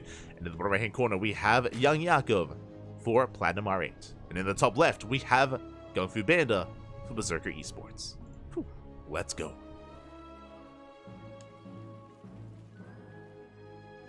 Let us go. Of course, we also had the moment with Kung Fu Panda killing 27 drones across the map with that Zealot run by, which was crazy. Was able to help even up the economy, but like tech-wise and army-wise, it was still in favor of Young Jakob. It still was not enough to bring Kung Fu Panda back. But again, impressive nonetheless. As Young Jakob is going for a hatch gas pull. Looks to be a standard opener out of our Zerg player.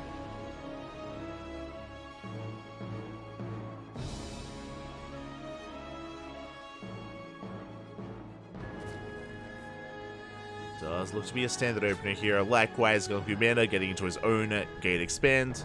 And I'm sure Kung Fu Panda is going to be feeling a lot more comfortable loading into Oceanborn. I mentioned before that something that we love about WTL is the fact that we force some of these more unorthodox maps. But that's also something that I'm sure the players are not too fond of. Like, I'm sure many of them do veto post... I mean, they do veto post-youth, and they have very little experience on it as a result.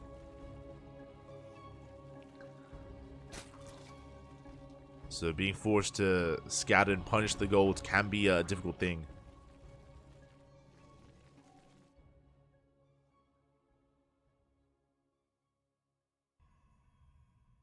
Gung-Fu Panda is settling in. And we'll get eyes on his opener. As a reminder, last game, Gung-Fu Panda did go for a triple Oracle opener into a third into +1 Blink Stalkers. I imagine he's going to want to do the same, so we'll keep an eye out for any kind of deviation from Gung-Fu Panda. Likewise, Young Yakov. 3 base all-ins are not unheard of on Oceanborn. They're actually relatively commonplace. We've seen it a lot, especially from the Korean Zerg players. I wouldn't be surprised if Young Yakov acted a similar way. We spoke about this in the previous series with you, Thermal, about how vulnerable the third base is on this map. Just because there is no high ground advantage, there is no ramp leading into the third. The ramp to get onto the same point of elevation is at the center of the map. So we've seen a lot of German taxis, we've seen a lot of, you know, like Warsaw subways. A little different variation of Zerg all-in against Protoss players. So we'll see if Young Yakov is one to embrace that. We'll keep an eye on his drone count, we'll keep an eye on his roach timing. Assuming he goes roaches. For now, we're calming down. Sure, we have a wave of Lings on the way, but that's just to defend against the Adepts. And to threaten the third base. Yeah, with 14 Lings, the goal here is to shut down the first Adept and also head across the map, delay the third as best as we can.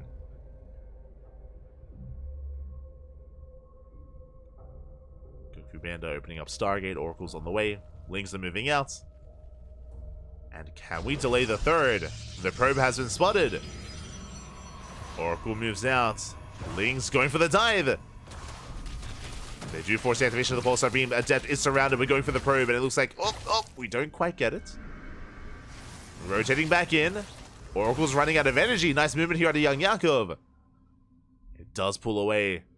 Pulling back in. Third base has been thrown down. We don't delay. We did get an Adept, and it looks like we will get a second Adept as well.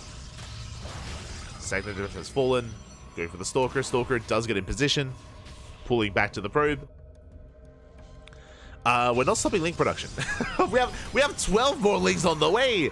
I don't know if we need that many here. I mean, the second Oracle does spend its energy. Link's going back in. This is not worth it unless we force a cancel. We're getting us up the shield battery, getting us up the Adept as well. Shield battery will go down. Oracle's out of energy. Can we get the Adepts? We can. More importantly, can we force a cancel? Pylon is going to go down. We're going to get the Pylon. We get on top of the base, but a third Oracle has arrived.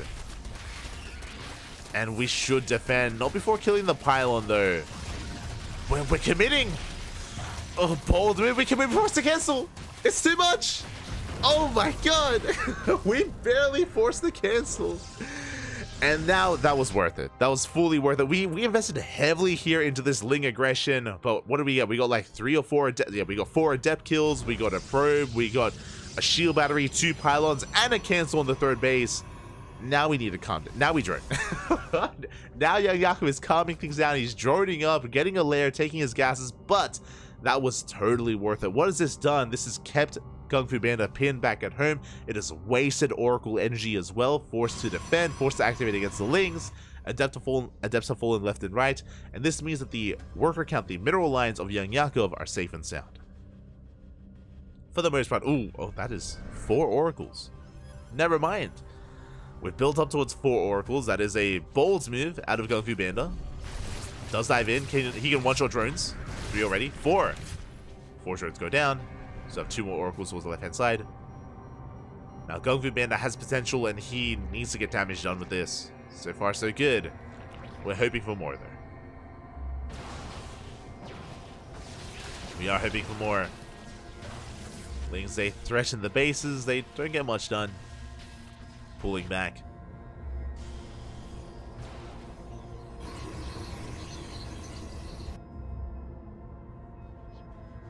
To pull back, Young Yakov, he's got a safety Roach Warren. Hydra Dead is on the way.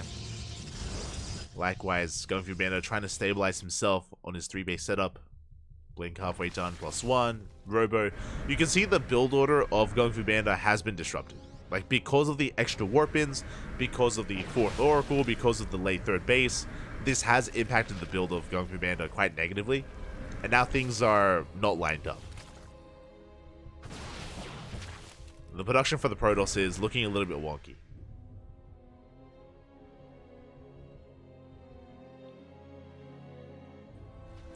Meanwhile, Gung Fu Panda, does get caught out.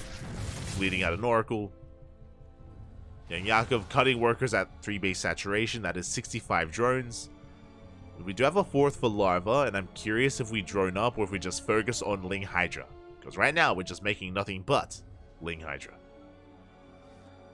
Plus on range on the horizon, Hydra speed, Roach speed as well. Sorry, Hydra range. 4th hatchery is done, and we're not droning. Yeah, we're cutting workers at 65 at 3 base saturation. Ling's coming in a little bit too soon. They do force the Oracles to activate their beams. And the army is amassing. Hey, Young Yakov, he's ready to push in. Now, thankfully, we have cannons and shield batteries on the way. Gung Fu Panda, he's getting ready for a push. He's getting ready for an assault. Storm is halfway done. But Young Yakov is building up a massive army. Again, Young Yakov has not droned in the past minute. And he will still refuse to drone. Getting ready to move out. Collapsing the army. Big stasis. Does go off. Catching a lot of Lings. Cloud's going to be thrown down. Hydra slowly started stepping forward as well. Hydra speed just now finishing up. Big storms on the high. Oh my god. Massive storms. They do connect on the Hydras, but we catch the Immortal. Overcharge is popped. The Immortal barely does escape. Miles going to be connecting, but it feels like we're bleeding out too much. Yeah, Young Yakov is running out of steam. We were so ready for this with cannons, with shield batteries, with that overcharge, with the stasis traps. 4th base is denied. There's no 4th for Gung Fu Panda. But he's holding quite well, and now Young Yakov, he's droning. The Zerg player is now forced to drone. He knows he cannot break the Protoss, not anymore. Gung Fu Panda throwing down more shield batteries. A little bit unnecessary, but it's okay. Additional shield batteries on the way. Gung Fu Panda a little bit scared. Respecting the army. I don't blame him. From here, Young Yakov, he's saturating his 4th, throwing down an Infestation Pit, a Lurker Den, getting ready for Hive Tech, getting ready for a Hydra Lurker Viper. That was a very nice defense here from Gung Fu Panda. Very nice defense. He does need a 4th, though. Does need another base.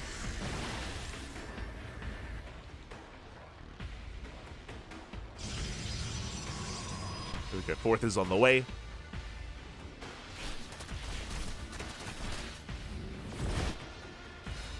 And Yakov rotating around. Slow lot run by won't achieve too much, unfortunately. It is slow.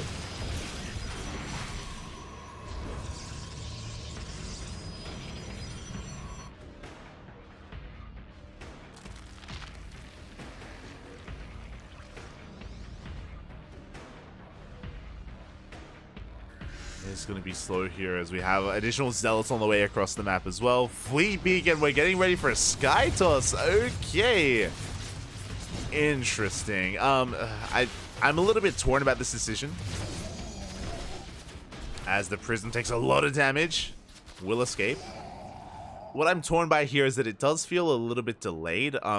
Young Yakov will be the first to really hit a power spike as he does shut down the Prism. But basically, Young Yakov is about to max out. He's about to max out here with Mass, Hydra Lurker Viper, 3 Vipers on the way. It's going to be a tough hold for Gung Fu Panda.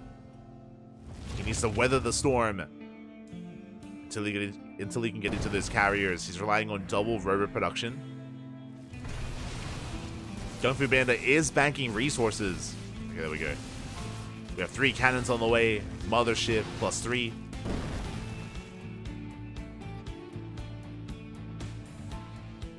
It's not going to be an easy hold for the Protoss.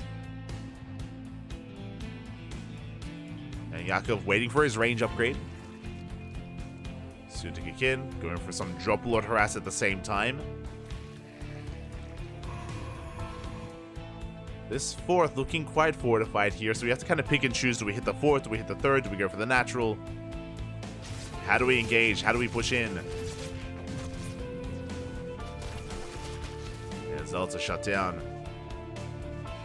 Oh, this field of stasis traps is going to make things difficult to push into. Just fanning out some wings. Going through Banda, turning up quite nicely, but here come the yoinks. Storm of the Lurkers, we do abduct two of those Immortals. And we're breaking through the line of cannons. Army is out of position. Cannons are going down, Lings, they do flood in. Lurkers behind the natural. Good storms. Oof. Very nice storms. Zealots are coming from behind. These Lurkers are exposed, and we have to get the hell out of here. A big chunk of Lurkers go down. The start of the fight was looking good for young Yakov, but we did lose a lot of key units there. And we only get 8 probes in the natural. Whew. All things considered, decent defense here by Gung Fu Banda. He holds. He holds. Mothership is out. Carrier production underway. We are quick here to replace our pylons, cannons, and shield batteries. And Gung Fu Banda, he has done it. He has survived until Sky Toss. And now, suddenly, this Spire is looking a little bit late for young Yakov. The Spire just now begins, and Gung Fu Banda is soon to move out. He's maxed. Gung Fu Banda has maxed out. And young Yakov needs to slow down this push. I feel like the best way for that is to threaten a counterattack, but the Revelation spots the army. Zealots are moving out. Lurkers attempting to maintain map control. I just swarm into the main. I mean, this is a good way to force the Protoss army to return home. Gung Fu Banda, have we noticed? Okay, we do warp in. The Nidus, I believe it will finish. Do we have Lurkers? We do. 3 Lurkers barely burrow in time. And this will force back some of the Sky Toss. These Vipers are off on their own. I feel like we have to get the hell out of here. As thankfully, I don't think we're going to be losing our Vipers. They do pull back. Bleeding out a couple of Hydras.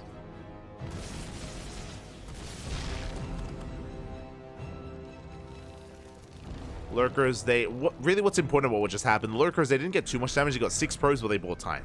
They forced the army back home. They bought some time. High Templar are yoinked. Yoinking the Mothership, but there's not enough anti-air. Oh, the yoink does nothing. The Lurkers are on their own. And Gung Fu Banda can break through.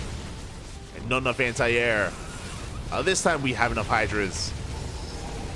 Does cost us a second yoink. Hydra's still amassing. How many High Templar do we have behind this? I can see 1 with energy. So not too many storms. Without storms, the Hydras do pose a threat. Lurkers do borrow. Big storm on the Hydras. But I think there's still that just 1 High Templar. We need another warp in. We need more storms. Meanwhile, the Spire is done. You know, we bought time. Spire is now done. Corruptors are on the way, plus 1 air attack as well. There's still that 1 High Templar in the middle of the army. I'm so concerned that we didn't reinforce. There we go, the final storm. But there it is. 4 more High Templar coming in. Let's go. We have plenty of storms. Yeah, the reinforcements have arrived. Lurker drop across the map. Does deny some mining time, but quick reaction out of Gung Fu Banda. He does pull away. 17 drones going down. We do snipe a base. Where are the Hydras? Okay, here we pull back. I was like, the carriers, they can just A-move. Lurkers will back up. The Corruptor count is building up. Lurkers in towards the 3rd. Oh, this is a really messy defense for Gung Fu Banda. Bleeding out a lot. We'll shut down 1 of the Lurkers. Force the storm back at home. At the same time, we're diving on forward, but the Corruptors, they get on top of the carriers. 1 or 2 carriers going down. There's only 2 left. Now 0 left. The lurkers, they take care of the ground as well. And Kung Fu Panda loses everything. Oh my god. The entire army goes down. We're still racing to defend back at home. And suddenly, Young Yakov, we're going for a massive counterattack. Now there is no Greater Spire. So these corruptors, they can't morph into Broodlords. So they're not the best use of supply at the moment. But thankfully, Kung Fu Panda is still making Tempest. So corruptors, they have their place. Lurkers pushing forward. Oh, we catch out the Archons. And the Archons get surrounded. The Immortals as well. We get a decent storm on these Lurkers. But Young Yakov has momentum.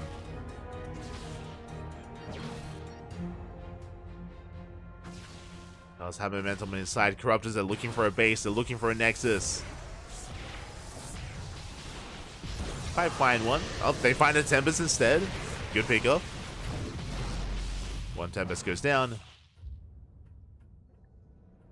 Back at home, we have a second Spire, getting into 2-1 upgrades. And Lurkers, they hit top right, and Kung Fu Panda is just getting pulled apart. He was looking impressive earlier. He had maxed out, but that was just a blundered fight, and sometimes one wrong fight can just escalate out of control. Especially with an expensive Skytoss army. Or just an expensive Protoss army. Storms anyway. The Hydras, we catch more of the Tempest. And without any Skytoss, the Lurkers, they can do well for themselves. The Immortal count's getting higher, true. Something that still has to be respected. Yakov pulling back. We have the high ground. Ooh, massive spine shots going off. Immortal's trying to push in. And Yakov almost got surrounded. Does pull away.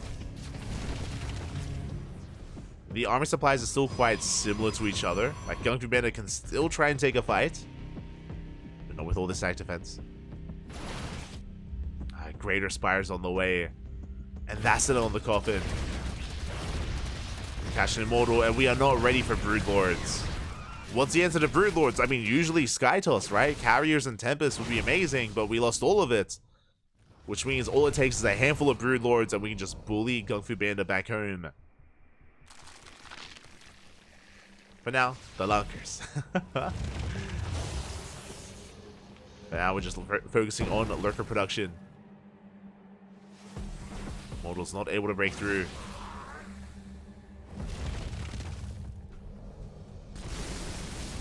Big spine shots going up.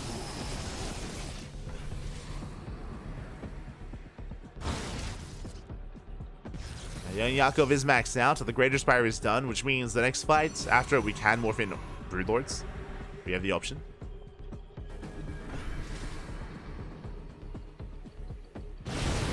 Kung Fu Panda doubling down on Immortal production, which makes sense against Lurkers. They can do well in high numbers. But that isn't really our final form. We yoink in the Immortals, one after the other. Even the Stalker, because why not? And now we're breaking through. Yeah, there's just not enough on the ground. We're picking Kung Fu Panda apart. He's on the retreat. He's trying to reinforce some more Immortals. 36 more Lings on the production tab. And all we have to do is deny the 5th over and over again. Just make sure the Kung Fu Panda cannot expand. But the storms are brutal. Especially on the Hydras. That's a force cancel on the Nexus.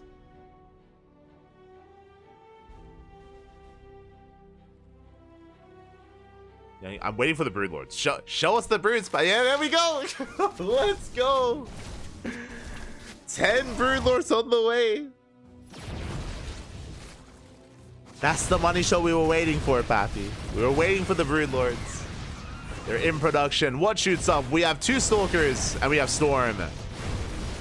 The Broodlords are about to morph in within range of the army. And there's just no answer. There's just nothing left. Tempests have begun immediately. We're getting into Tempest production. Oof. We're Cash and Immortal. The Storms, I mean, hey, they take down the Hydras. But what about the Broods? More High Templar coming in. Storm is the only thing we can try to rely on. And there it is. GG gets called. Oh my god. Oh my god. The cameraman got killed. I was not expecting that. GG, well played. Young Yakov will take the 2-0. We'll give a lead to Platinum R8. GG, well played. Congratulations, Young Yakov will take it. My condolences to Kung Fu Panda. Again, didn't play poorly whatsoever. But was a really rough game 1 up against the all-in. Bleeding out of base. Did hold on for quite some time, but yeah, game 1 was definitely a rough one for Kung Fu Panda. Here in game 2, likewise, he was able to take a 4th, able to survive the aggression at his 3rd, able to build up towards Sky Toss, but he was caught out on the map. He was caught out on the map. And once he bled out his first army, once he lost his carriers initially, he just wasn't able to recover from that position, wasn't able to recover from that point. GG. GG. Well, here we go. We're getting ready. Game 1 is going to be on Alcyone. And yo, DNS rocking his jersey. Let's go. I think for the first time. I don't think we've seen DNS in the Berserker jersey. So I appreciate it. Likewise, Kelzer rocking the R8 hoodie, question mark. Wait, no, is that a Home Story Cup hoodie? It is! Home Story Cup! You can see the logo, the Take TV logo. But here we go, spawning in the bottom of the corner, we have Kelzer. Oh, the real Home Story Cup. Kelzer for Platinum R8. And in the top right, we have DNS for Berserker Esports. Here we go.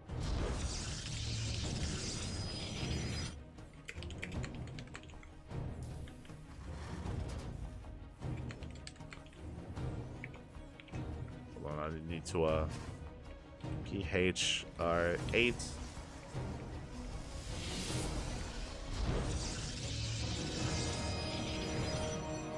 Okay, sorry, just updating the title.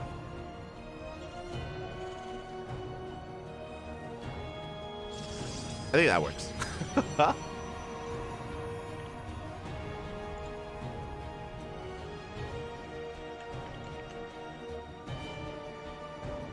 It's okay. Sorry, I just messed in the title. So I ran out of space with the title to put in everyone's full name, like Kelzer, DNS, plus Platinum R8 and Berserker. It's fine. I'll abbreviate. It's all good. We're settling into our TVP on Alcyone, one of the more macro-oriented maps in the map pool. More known for its longer late game play. But we'll keep an eye on Kelzer. Kelzer has been quite aggressive in TVP. We've seen a lot of 3-base or even 2-base all-ins. A lot of aggression from Kelzer, from Diego. So my eyes are definitely on him. As we're going for an economic opener, going for a rack expand. DNS so quick to try to punish this though. Tasing away at that SCV, forcing a second SCV onto low ground. Marine has arrived. And we do defend the natural.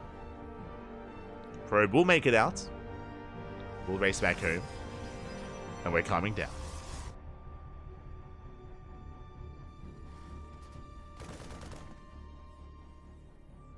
We are going to be calming things down here.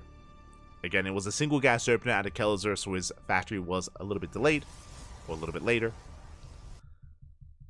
And from here, I'm curious how we follow this up. Likewise, DNS has tech options as well to go into Blink Stalkers or Phoenixes. I feel like traditionally we've seen a lot of Phoenix play out of DNS, but again, it's been a while since we've really seen him. A lot of that play was back last year when he was on Platinum Heroes. Now we have a new DNS, a Berserker DNS if you will, and it's going to be a Twilight Council opener instead. Opening up Blink Stalker. It's a very safe way to open up. Blink is quite versatile. We can open up 2-gate Blink into a 3rd for something more economic. We can open up 3-gate Blink and be more aggressive. Adept does shade in. We got a full scout of the main base. We force SCVs off the mineral line. Nice control out of Diego. Doesn't lose any workers, but a lot of lost mining time. Ooh, and one SCV goes down. Hellions have arrived. That was well worth it for DNS. Oh. Hello. As we're kind of going for a proxy starport. Okay, I was curious where the starport was because I didn't see it in the main base as the Adept was harassing. But a Hellion drop. Okay, you have my attention. I mean, talking about an aggressive opener. it's kind of a proxy. It's half a proxy. Now with our Hellion opener, we can see the DNS fully walls off of the natural. So he doesn't have to worry about a run by at least the natural base. He can split up his Stalkers. Medevac does allow us to drop into the main. And is DNS ready for this? So we go, the drop has arrived. Stalker does spot the Medevac. And we're in position. Massive volleys going off. Medevac does unload just in time, but the Medevac goes down.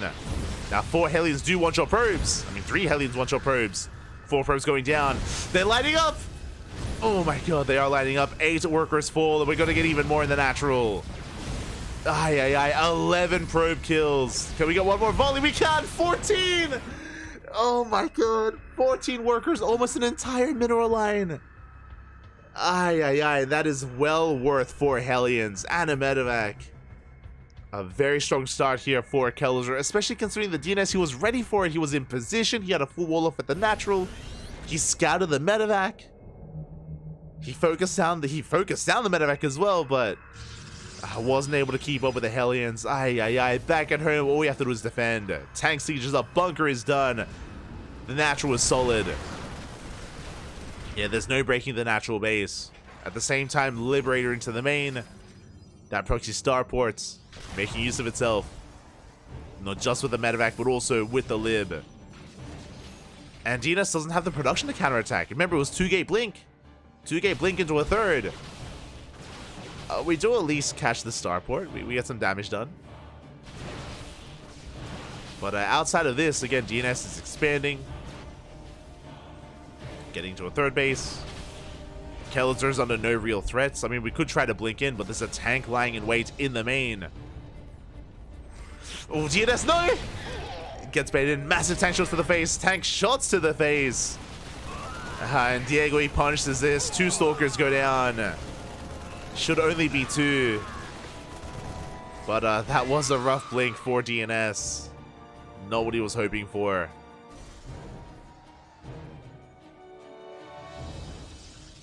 And back at home, we're trying to get into +1, charge, Colossus production.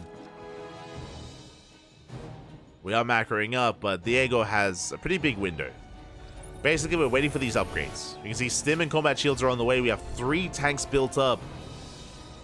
And this move out is designed to hit the third and designed to knock it down. We can't really slow down the push. These 3 Stalkers are so low. Yeah, this is not an all-in. Kelzer is expanding. I mean, he could go all... He could just pull the boys with this. Like, I wouldn't be opposed to it. But he's looking further ahead. Liberator distracting in the main. Pulling back DNS's attention. Now, DNS does have 1 Colossus on the high ground. Shield batteries are in production. Scan does reveal this. And Kelzer, how do we approach this? We rotate over towards the left-hand side. Tank does siege. First volley goes off. Within range of the Robo. Yeah, we are within range. Ooh, big volleys once again on the Colossus. Ay, ay, ay. This position is brutal. The Robo goes down. 1 Colossus is all we have left. Tanks are a bit exposed. The army gets baited out. These are slow lots. Not even charge finishes up just now, but just in time to kill 1 tank, but only the 1. GG gets called, and Kelzer takes game number 1. Whew. GG. GG, well played. That was a brutal start to the game. Again, as well, outer walls, like post-youth, and none of that. We are soon to settle in. And spawning in the bottom right-hand corner of Oceanborn, we have the Brazilian Terran player, Kelzer, for Platinum R8. And in the top left, we have DNS for Berserker Esports. Here we go. Now, I would not be opposed to another Twilight Council opener, but into a more gateway-heavy style. I'm talking 3-gate blink, maybe even 4-gate blink. So So my eyes are definitely on DNS. We'll see what kind of tech we go with and how hard we commit to that tech as well. As we are walling off the Reaper cliff. Likewise, Kelzer with his racks back at home. No proxies, nothing too crazy.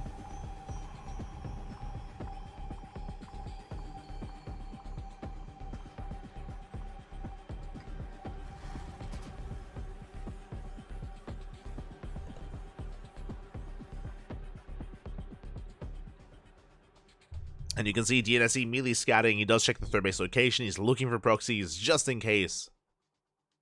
Being very careful, very secure. Does confirm he's safe and sound, at least at the linear third. And with this probe scout, he will confirm the positioning of the racks. We can see it's a double gas opener. Double gas opener, so game 1, Kelzer was economic. If remember, he opened up racks into expand with 1 gas geyser. Here with double gas, should be racks into a factory, into a more aggressive start of the game. Now, with this factory, we can go into a reactor and go reactor Reaper Hellion. We can go for an earlier mine drop. We can go for faster cyclones. I'm curious where Kelzer takes us. Okay, it's going to be Reaper first into reactor. Or I imagine reactor Reaper. Factory can get into Hellion production.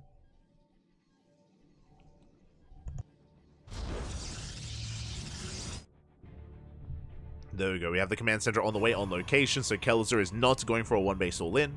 It doesn't really strike me as too much of a one base all-in kind of player. Oh, and he's not going for the Hellion, he's going for an early Widow Mine. Okay. Okay, Kelzer. My attention. Widow Mine's on the way. Starport as well. I'm curious if we go for a second Widow Mine behind this for a Widow Mine drop. Otherwise, we could go Widow Mine into Cyclone, into a bit of a like kitchen sink kind of drop instead. Yeah, there it is. Second Widow Mine's on the way. So a little bit more old school. It's going to be a mine drop opener out of Kelzer. We rarely see those nowadays, just because of the nerf to the Widow Mine. Reaper dives in. We get a full scout of the main, and we get eyes on the Stargate. Okay, not quite what I was expecting, but it's going to be a Stargate Phoenix opener out of DNS. I was expecting more of this in Game 1, but we're getting into it in Game 2. Widow Mines are setting up out in the middle of the map. Oh. Phoenix is going to rally in! No shot! Mine shot goes off. Big connection on the Phoenix. It takes 2 shots to kill Phoenix, but that's a lot of damage already dealt. And there is a second Widow Mine out on the map. See the Marines, they're hunting that Phoenix, looking for it. Likewise, Cyclone ready in the main. And we do pull back, and we're on the hunt. We're chasing it down. Yeah, we do unload. The lockout is real, and it takes a couple more shots, but alas, we will survive. Phoenix does pull back in time. Widow Mines getting set up, pushing across the map. Kelzer not slowing down. We have a Liberator behind this. He's committed. Is going to be committed. Medevac, ooh, going down. Mine shots going off. Phoenixes are so low. Widow Mines do burrow. Ooh, big connection. Adept goes down. We're down to 2 Adepts. Down to 1. 1 Adept remaining. We're still rallying across the map. Kelzer does pull back. Did lose the Medevac. He has very limited micro potential. Widow Mines still resetting.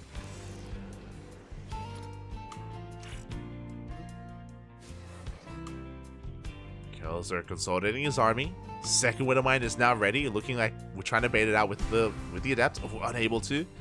A little bit mistimed. Good control of DNS. Likewise, Kelzer pulls back. A very tense game. A very tense moment. We're trying to catch reinforcements, but we get caught out instead. The Phoenix goes down. Kelzer is racing back. Second guessing himself a little bit. Not much of them to defend. The Phoenix, they do catch SCVs. Catch a Marine, we catch an SCV. Immortal has arrived. I feel like DNS should have enough to defend at this point. Liberator into the main. Likewise, the Mind Shot goes off. Catching another Adept. Another Mind Shot. Ooh, big connection. Oh, we soften up the Stalkers. We focus them down one after the other. The Immortal is exposed. And we can lock it down. We're so close to the lock-on. Get a couple of hits in. Kelzer backing off. We get some 4 probe kills, and we defended. Whew. Okay, DNS has held. Did bleed out a lot of Stalkers in the process. We'll clean this up. Bit of an overextension here by Kelzer. And what do we have at home to defend? The third base gets up and running. Back at home, we have a handful of Marines. Stim is not quite done. GNS has map control. Oh, okay. Okay, we're good. Oh, wait, we're calming things down. Third TC is about to finish up by Kelzer. He's not too far behind with his own third base timing. Economically, we're pretty neck and neck, which I want to say is in favor of the Terran.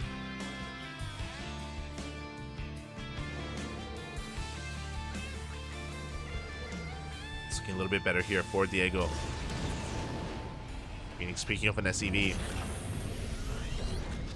Stim is now done. With Stim, Kelzer, he can now break free and expand and take a third base. Now does pose a greater threat to the Phoenixes. We do have to babysit that Raven. Make sure it's kept safe. UNS rotating around. Doesn't quite commit.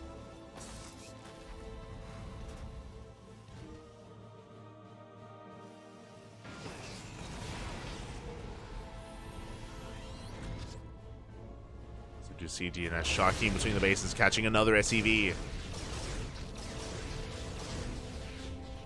Does back away. And we haven't bled out a Phoenix in quite some time, so again, good control here from DNS. Able to maintain his Phoenixes. Able to pull back, even catch a Medivac. Oh! Gets it down to half HP. Another down as well. Doesn't get a kill, but does soften them up. Likewise, Colossus are amassing. The army is spotted. Kelzer does have the army supply lead. Does have those Ravens for the disables. We have shield batteries behind this. We have the overcharge. It's going to be a tight hold here for DNS. And here come those disables. We catch both Colossus. Nice force fields. But the army slips by. We slip in nonetheless. We focus down the sentries. The Phoenixes. But a third Colossus has arrived and we do hold. Whew. Oh my, calm down. But we do hold on. Yeah, that was a big moment for Kelzer, but he did miss it. The force fields did buy time. The army slipped by, but with the help of the overcharge, there just wasn't enough DPS, not enough firepower. And now DNS, he's hit critical mass. He's up to 3 Colossus. Getting back into Phoenixes, and Kelzer, he's forced into a longer game. There was an opportunity there to end it, but now he has to back off, he has to retreat, build up. Ghost Academy, second starport, Viking production. We have a game. we have a game, Pat. We're settling into the mid game. We've survived all the aggression. We're calming things down, making 3 ghosts at a time. 4th CC. Now in production for Kelzer. Now, because of the 4th base timings, I still want to favor Kelzer. Again, typically in this dynamic, we want the Protoss to be up a base. Like, because of mules, especially Protoss players, they need to be up a base here, and we're kind of keeping pace. So the Terran player is keeping pace with the Protoss, which is scary. Because of that, I do favor Kelzer's army as well. He's got plenty of Vikings, he's got EMP potential. The Ravens survive, so they can still disable as well.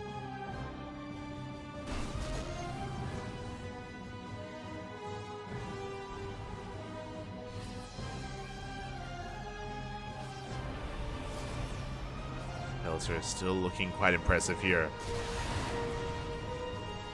Move out is spotted. We don't quite go for the EMPs yet. Ghost leading the charge. At the same time, War Prism's on the way. That can help with Zealot harass. Speaking of, Zealots do slip in. Bunker's on the way. Kelzer pushing out. Does have enough of those disables. And There we go. We dive in. Yeah, all 3 Colossus get disabled. There's nothing left. Where's the splash damage? Charge, let's say, rush into their death. Disables are about to run out, though. Overcharge barely keeps the Colossus alive. Big swipes going off. Yeah, Vikings being forced back. But DNS is still in danger. Still left vulnerable. Still left exposed. 1 Colossus goes down. And good kiting here from Kelzer. 2nd Colossus falls. There's 1 left.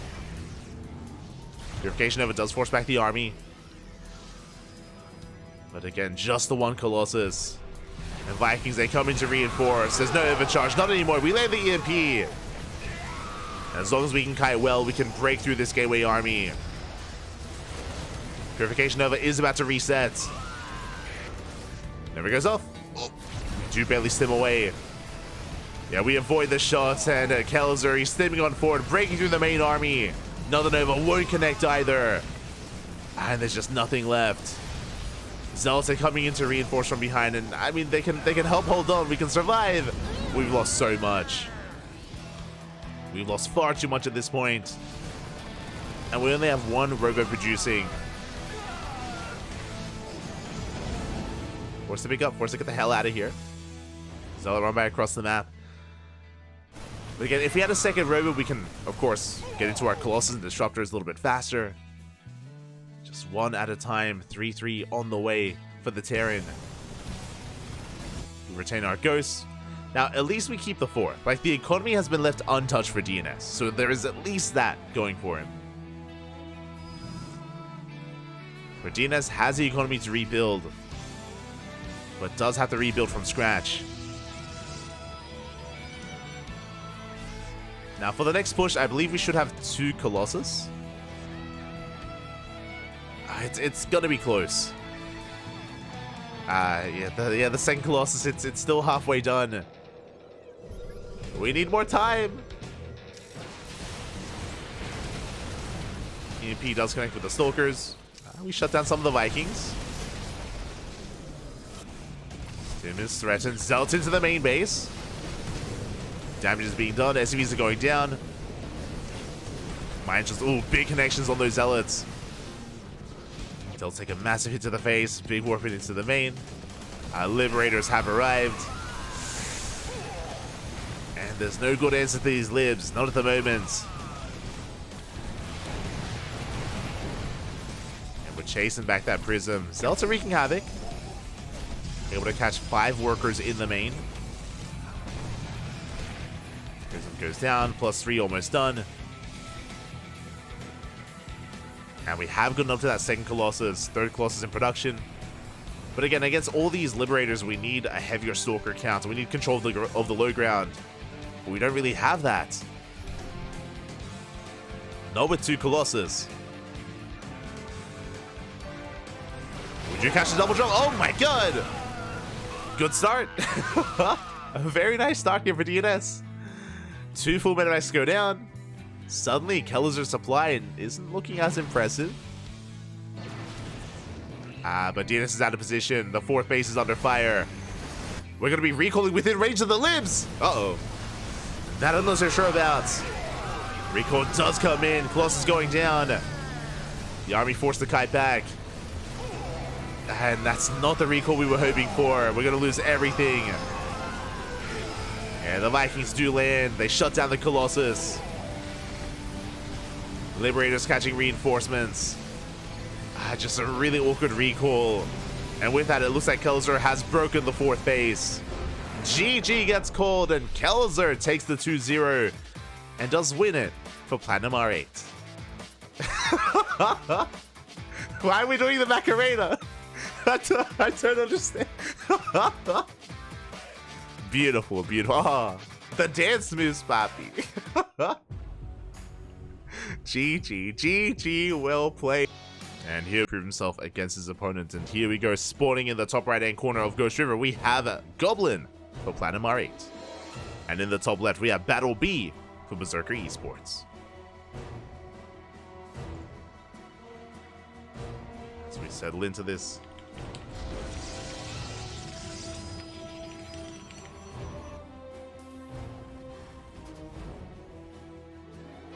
will set up our title.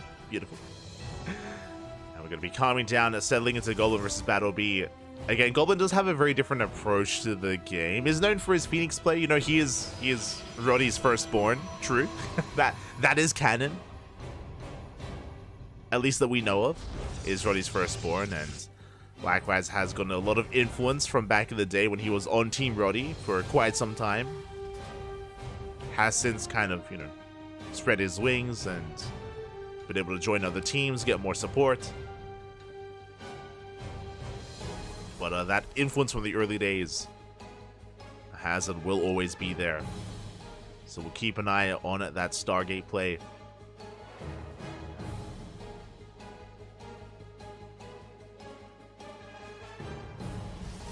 So we're just going to be walling off our Reaper Cliff. Probe scout across the map. We do check the triangular third base, making sure there is no proxy before moving out. Where's Dave Tessa for Berserker? True. Este Dave.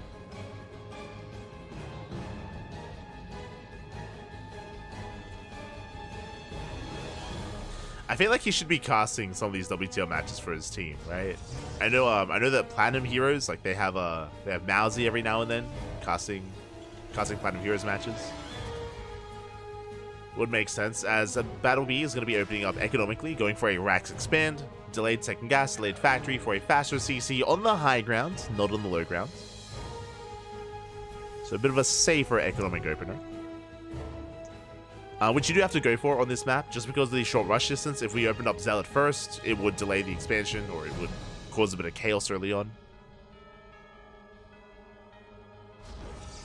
Cause a bit of havoc. So Battle B just playing it safe, following this up with a Cyclone, and that is a second Rax on the way. Interesting.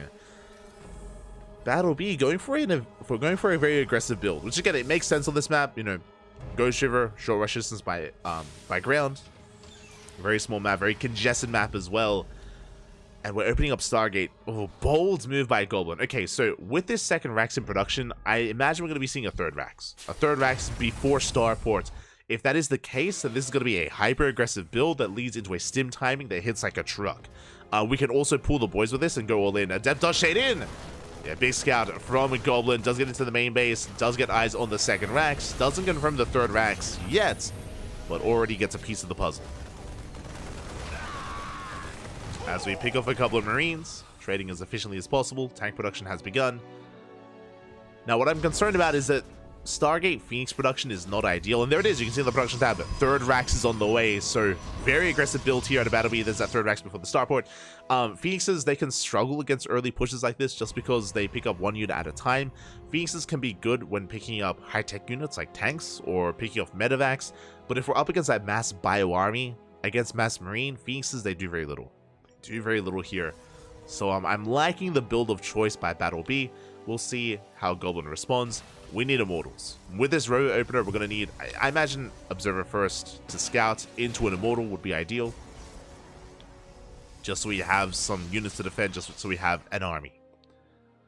Meanwhile, there's that stim on the way. We spoke about it. There should be a stim timing from Battle B. The Immortal was in production for a second, but it looks like it was cancelled.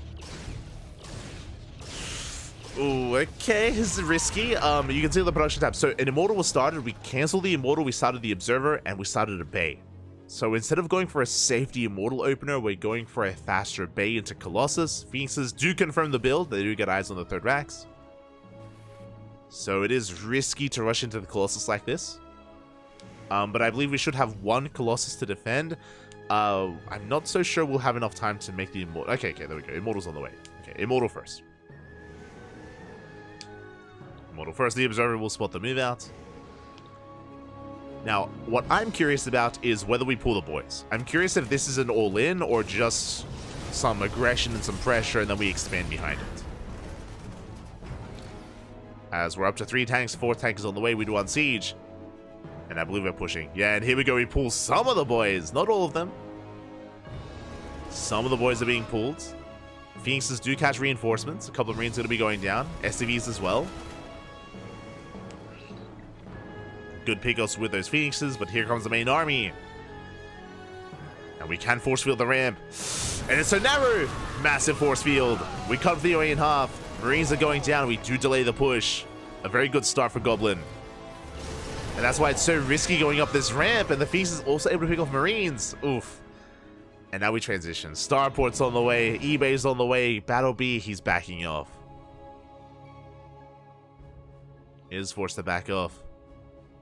For a moment. Still rallying. But Battle B's working on that next step. Scans ahead of time, pushing up the ramp. We don't have a force field, but we do force the siege. Decent tank volleys. The tank volleys on the army, baiting the army out into the open. Tanks going to be sieging. We get some nice damage on the army here, but alas, Goblin doesn't overcommit. Pulls back. Still a very tense moment between these players. Battle B can't afford to lose these tanks. Speaking of, we lift up one, we lift up two. Up! One tank, second tank goes down. Yeah, very nice defense out of Goblin and even punishing the move out. Likewise, does overextend with some Phoenixes. Does bleed one out.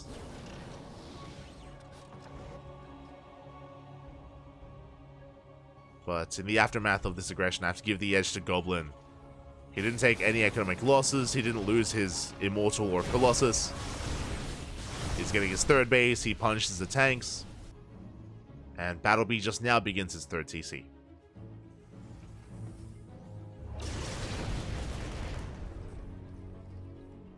So again, that was almost best case scenario for Goblin. Now we're calming things down. Battle B forced to build up. And the Goblin's soon to be getting into his triple Colossus. He's going to have critical mass soon. Can now focus on his Gateway army. Focus on map vision, map awareness.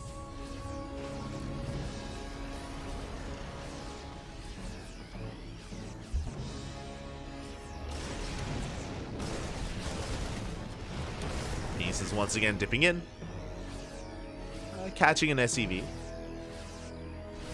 Not getting too much more.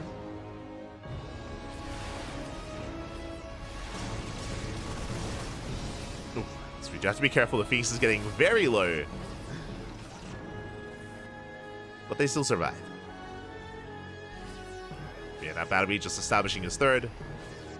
Getting into the mid game. What I will say is that worker count wise, we're actually holding our own. I would say I give the economic edge to Battle B. He's built up to 4 tanks once again. He's got 4 tanks set up at the third.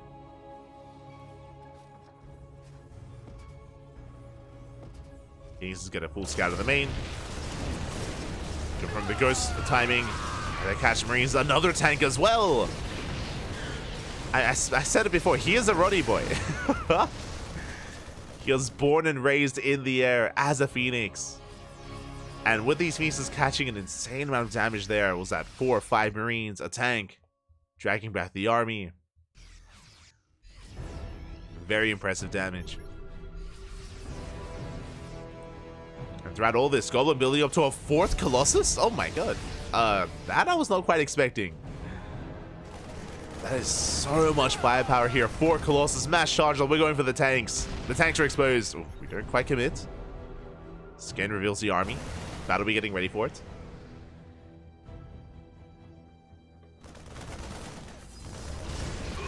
Battle be getting set up. Somehow more Marines get caught out. Goblin is just always looking for the opportunity to just lift up whatever unit he can. These Phoenixes have done well. Archons are morphing in, they can tank some tank shots. Sensor tower is done. Now, pushing into the siege line is still not going to be easy for the Protoss. Prism gets in, going for a big warp in. Goblin is maxed out. Ooh, and we just barely deny the warp in. Goblin doesn't commit.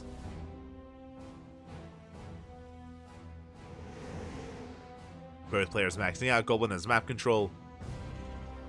2 more robots on the way. I wouldn't be opposed to a fleet beacon and a second Stargate instead. I mean, they both have their place. May as well go for all of it, to be honest. But with 2 more robots, it means that once we bleed out some units, we can get into disruptors. We can replace these Colossus if a fight goes wrong. But Goblin is committing to a ground army, and we have missed this rotation. No sense now, no vision. Rocks are being knocked down, and we go straight for the natural. Tanks forced to reposition, and we're going right in. Zealots into natural, tanks are late to siege. Massive Colossus shots. Massive swipes on the army. We do pick off 3 of these Colossus though. Oh my god. The Vikings. The Vikings go ham. The Phoenixes weren't quite there to defend. Not the worst fight from Battle B. Bleeding out only 8 SCVs. Goblin rotating around. I don't blame him for committing to that fight, but he did bleed out a lot of Colossus. Now we're getting into disruptors.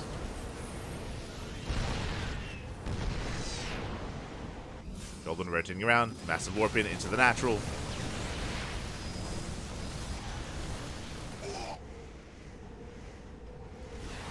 Goblin is getting into disruptors. Another Colossus getting low. You can see Goblin there, he shook his head. I mean, again, there was a big opportunity for him. I think it was just caught off guard. I was caught off guard by the Vikings as well. I just wasn't not quite expecting that like angle from Battle B. And the Vikings just went to town on those Colossus.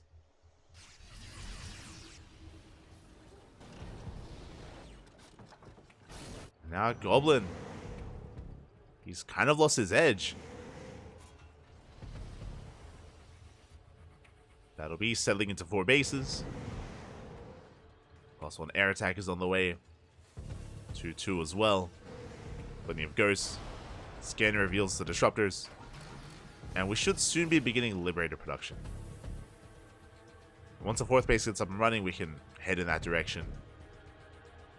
For Fusion Core and Libs.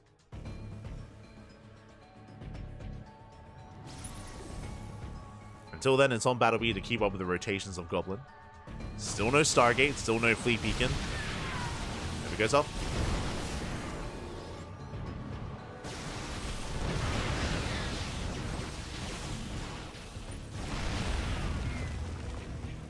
Rocks are being knocked down.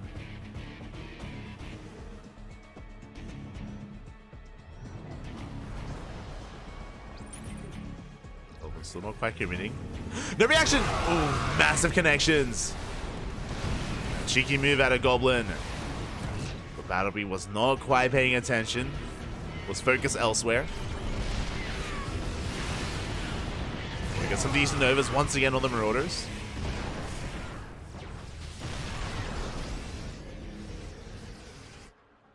More Novas going up.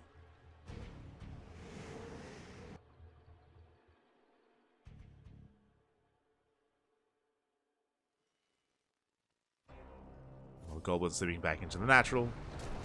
Does get past some. Yeah, EMP was brutal. Got past some of the Vikings, but gets shut down.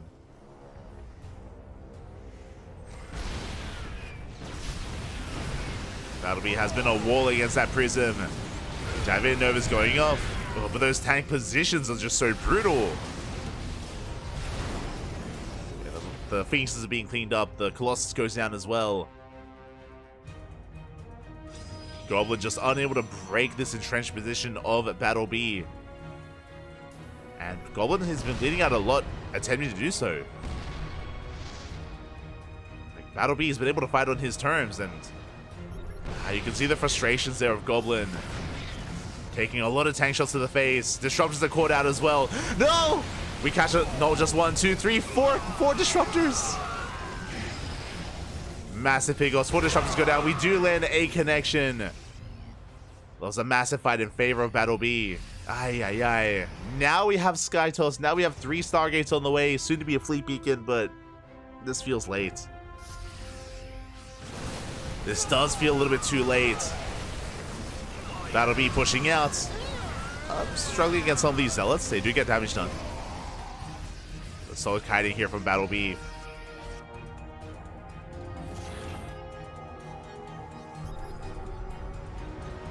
Goblin attempting to get ready for Sky Toss. We catch the final disruptor. We come in for a flank. We shut down the prism.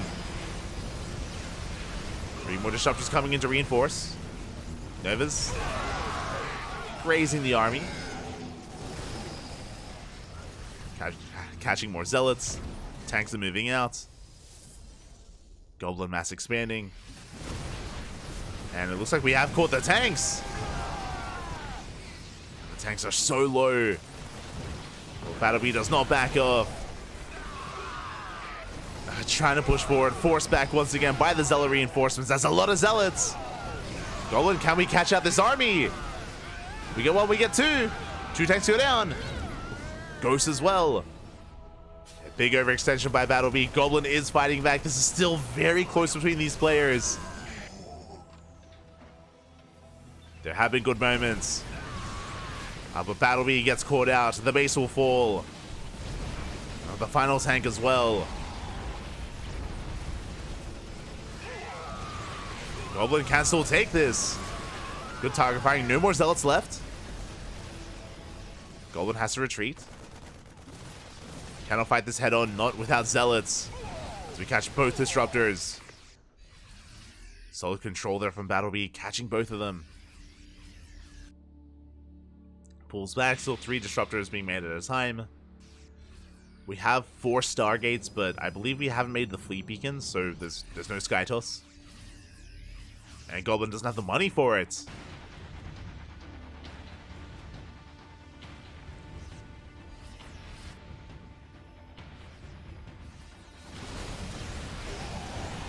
Doesn't have the money. Does catch medevacs. 2 medevacs go down. Decent purification over. Ooh, and they will connect. Not able to focus them down in time. Massive connections. Goblin does take the supply lead. Ay, ay, ay. I mean, again, it's been a very chaotic couple of minutes here. With these frantic fights in the center of the map. And we're going for the center base once again. Battlebee overstimmed. And it looks like Goblin has control of this base. We stim on in. Plenty of zealots, plenty of charge lots. Focus on the medevacs. GG gets called. It just becomes too much to handle, and Goblin takes game number 1. GG. Oh my god. GG, well played. A bit of a roller coaster ride of emotions there. It was very back and forth. There were moments for Dave. As we are settling in and spawning in the top left-hand corner, we have Goblin for Platinum R8. And in the bottom right, we have Battlebee for Berserker Esports. Here we go. Yeah, this is our second broadcast of the day. We were casting a Brazilian tournament earlier, like 7 hours ago. Oh, sorry, I say 7. At this point, 10 hours ago. It's been a while. I did have a nap in between. Have like a 4-hour nap. Now we're stepping into WTL. A good way to end the night. We'll see, the pressure is on at Battlebee here. Can we deny the perfect sweep of Platinum R8? Doesn't happen too often. Doesn't happen too often in WTL, like the 6-0s. And again, like, so many of these games were so close. Even game 1 between these two could have definitely been in favor of Battlebee. We saw Gung-Fu Banda earlier, expressing some frustrations in his series against Young Yakov. He also had opportunities. Likewise, so did DNS against Kellezer. But for now, we're settling in. It's going to be a double gas opener.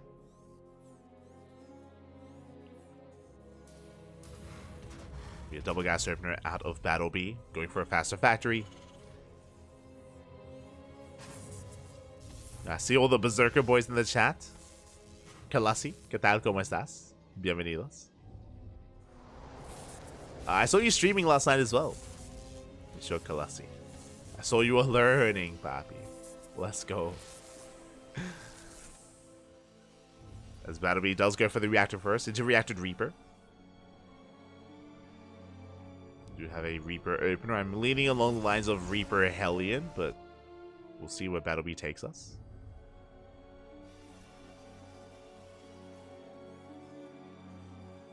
Actually, Reapers are on the way. We've got Hellion production behind this. A little more aggressive start from Battle B. Meanwhile, Goblin this time is not opening up Stargate, is opening up Twilight Council. Gonna be for Blink. Let's go.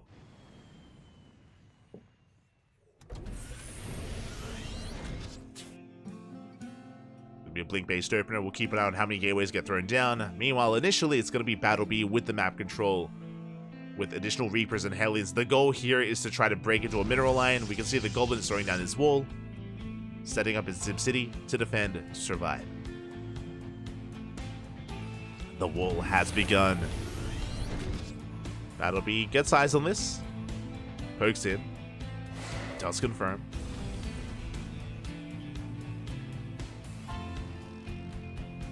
Of course, with Reapers, you can throw down your KDA charges. You can knock units out of the wall and rush in anyway.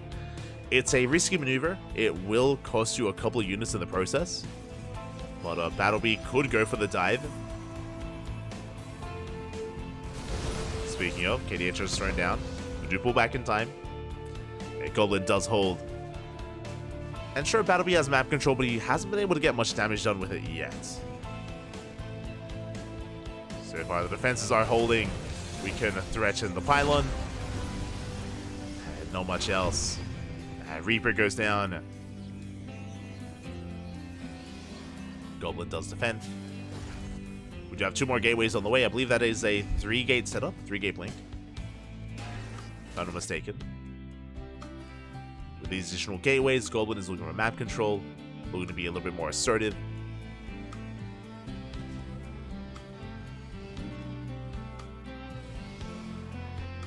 Sorry, my apologies. This is a 4-gate blink. Okay. Hyper aggression out of the Goblin. 2 gateways already done, 2 more on the way. We can do the math. So 4-gate blink here from Goblin. I'm not too fond of Battle B being too active on the map against this. Getting into tanks, getting into Banshees. We do catch the Adepts. And the sword count not really where we want it to be, not yet. Tank does siege. Battle B trying to force to engage. The stalker count getting higher. Battle B is getting cornered. We dive on the tank. The tank is going to be going down. Yeah, massive pick off. We pick up the tank, the Hellions. We do bleed out a couple of stalkers, but for a tank, this has been worth it. Yeah, Battle B, he's just locked out in the open. There's no way out of this. The move command. Marines are going down. And now we're going for the counterattack. We have a Warp Prism. We have 4 gateways. We can reinforce. We can commit.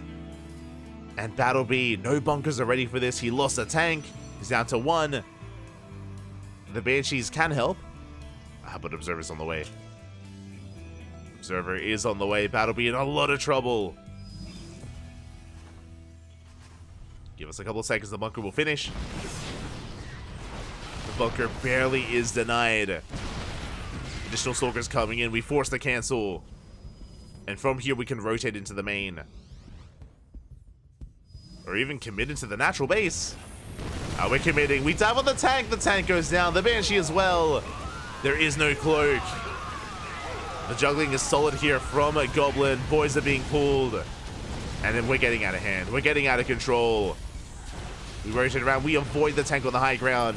Bunker will not finish. We have to pull the boys once again. And this is just a really, really brutal setup here for Battle B. Being aggressive and pushing out against 4-gate blink stalker of all things. He had no idea. He didn't know. GG gets called and Goblin will take the series 2-0. And that'll be a clean sweep for Platinum R8. GG. Well played. A big win here for Platinum R8. Again, I would have said that these 2 teams are pretty evenly matched, and a lot of these games are close. Like Goblin versus Battle B game 1 was so close. Even matches between Gung Fu Banda and Young Yakov, even between Kelizer and DNS. The games were close, but still went heavily in favor of Platinum R8, and with that, GG.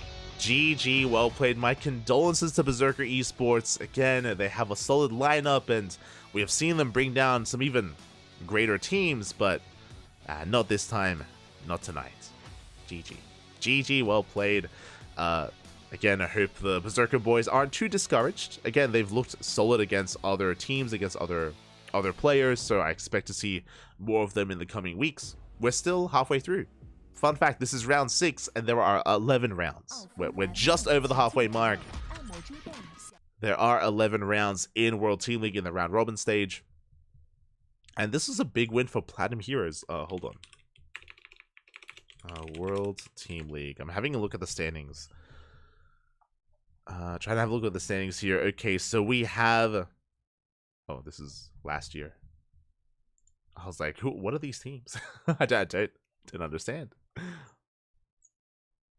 But looking at the standings, we have Platinum R8 actually in the middle of the pack. Berserker Esports just behind them as well. Very close to Platinum Heroes, or to Platinum R8.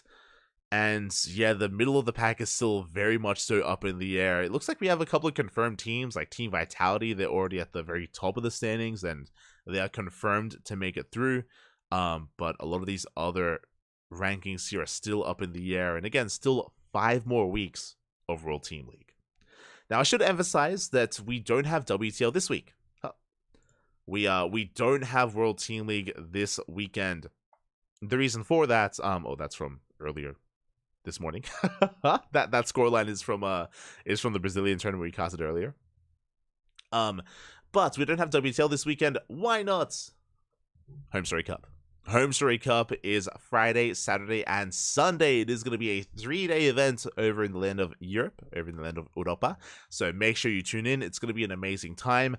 I think they just finished announcing players. Have they announced everyone? It is going to be 24 players, I believe.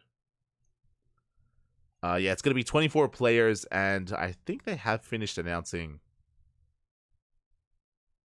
yeah, they have finished announcing their players, their lineups, and we're going to have players from the Americas, from Europe, even from Korea as well.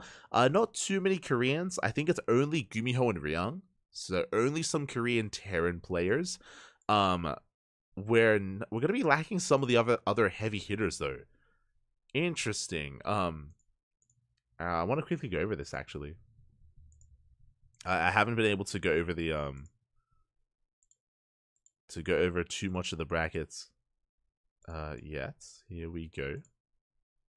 Again, this season there were no qualifiers. No qualifiers for Home Story Cup. It is purely an invitational.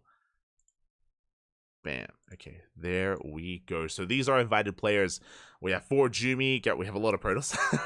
We have 4 Jumi, Geralt, Harstem, Hydra, Holy Hit, Mana, Petit Drogo, Sebestus, Showtime, Skillus, and Trigger. Likewise, Terran, we have Clem, Cuckoo, Gumiho, Hero Marine, Kelzer, Marja, Ryung, and from Zerg, we have Alazer, Eon Blue, Fiant, Mixu, Spazzy Mazzy, and we have Euthermal as random. It says random. Euthermal has been competing as random for a couple of months, so I think this is just... I think Euthermal by default is considered random, but I'm pretty sure nowadays he's only competing as Terran, so we might have to fix up the Wikipedia page. We'll fix this up. I might just like message Mark about it. But yeah, an interesting lineup here. I say interesting. I'm a little bit surprised that there's no Lambo. I understand that invites are limited, but especially because the event is in Germany. That's why we have like 4 Jumi. That's why we have Eon Blue. That's why we have Hero Marine, Moja, even some more like amateur German players, just because they're local to the scene. So that's why I thought that Lambert was going to be a sure thing. right. It makes sense. Maybe he was invited and he declined. Like maybe he's busy this weekend. It's possible. But yeah, I'm a little bit shocked that Lambo isn't here. Likewise, we're missing a lot of the top tier Zerg players in Europe. Like this, so there's no Lambo, there's no Raynor, there's no Cyril. So I feel like there's going to be a lot of pressure on the laser. There's going to be a lot of pressure on the laser to represent Zerg getting out of the group stage into the playoffs. From the side of Protoss and Terran, that's where things are looking a little bit stronger, especially considering I just mentioned the only Korean players invited were Korean Terran players as well. So you have the Korean Terrans, and you have Hero Marine, and you have Clem. We're missing Spirit. Spirit isn't here when it comes to the top EU Terrans, but like, you know, you got Clem, you got Hero Marine, you got Gumiho, you got Ryung. We have some really strong Terran representation in this tournament. From the side of Protoss, this is where we get our American representation. There's no Scarlet, right? There's no Scarlet, there's no Estrella, but there is Trigger at least. There is Trigger, and I guess Kelazar kind of counts. I say kind of, he's been living in Europe for a while, for a long time. But yeah, Kelazar and Trigger as the America's representatives. Likewise, wish them the best. It is great to see them being invited. They're going to be able to travel over and represent. Yeah, it's going to be an interesting one.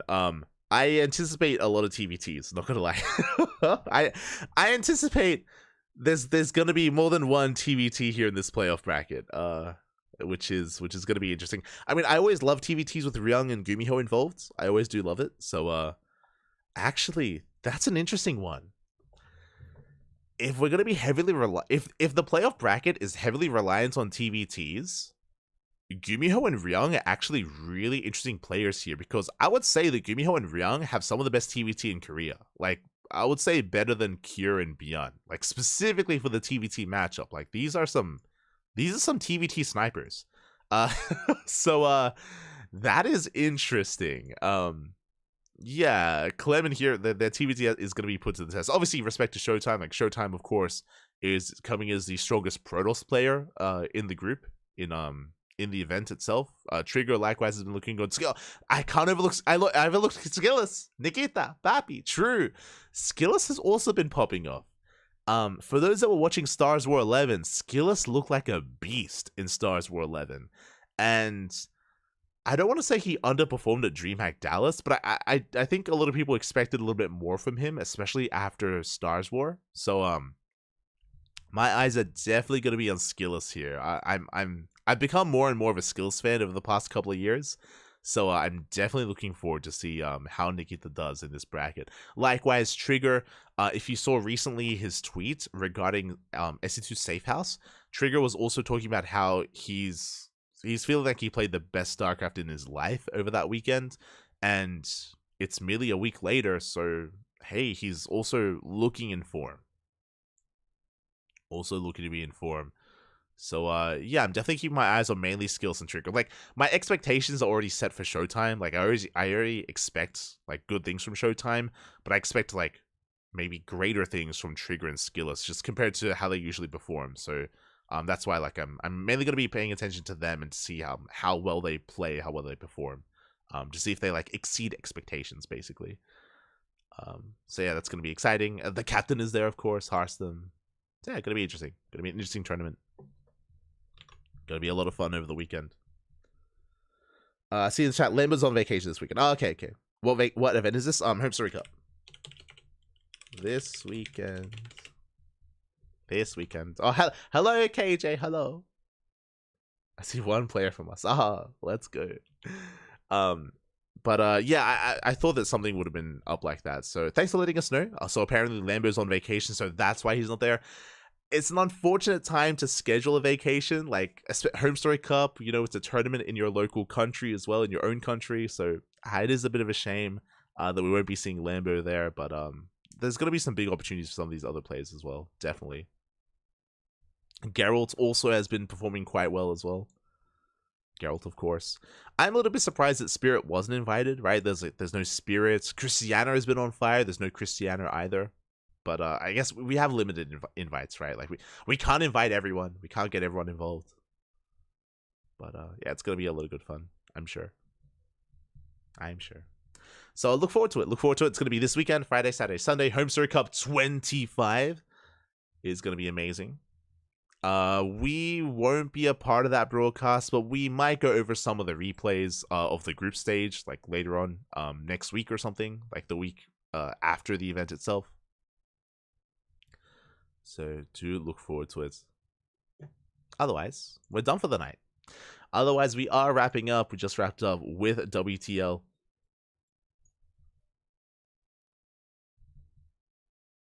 Catching up.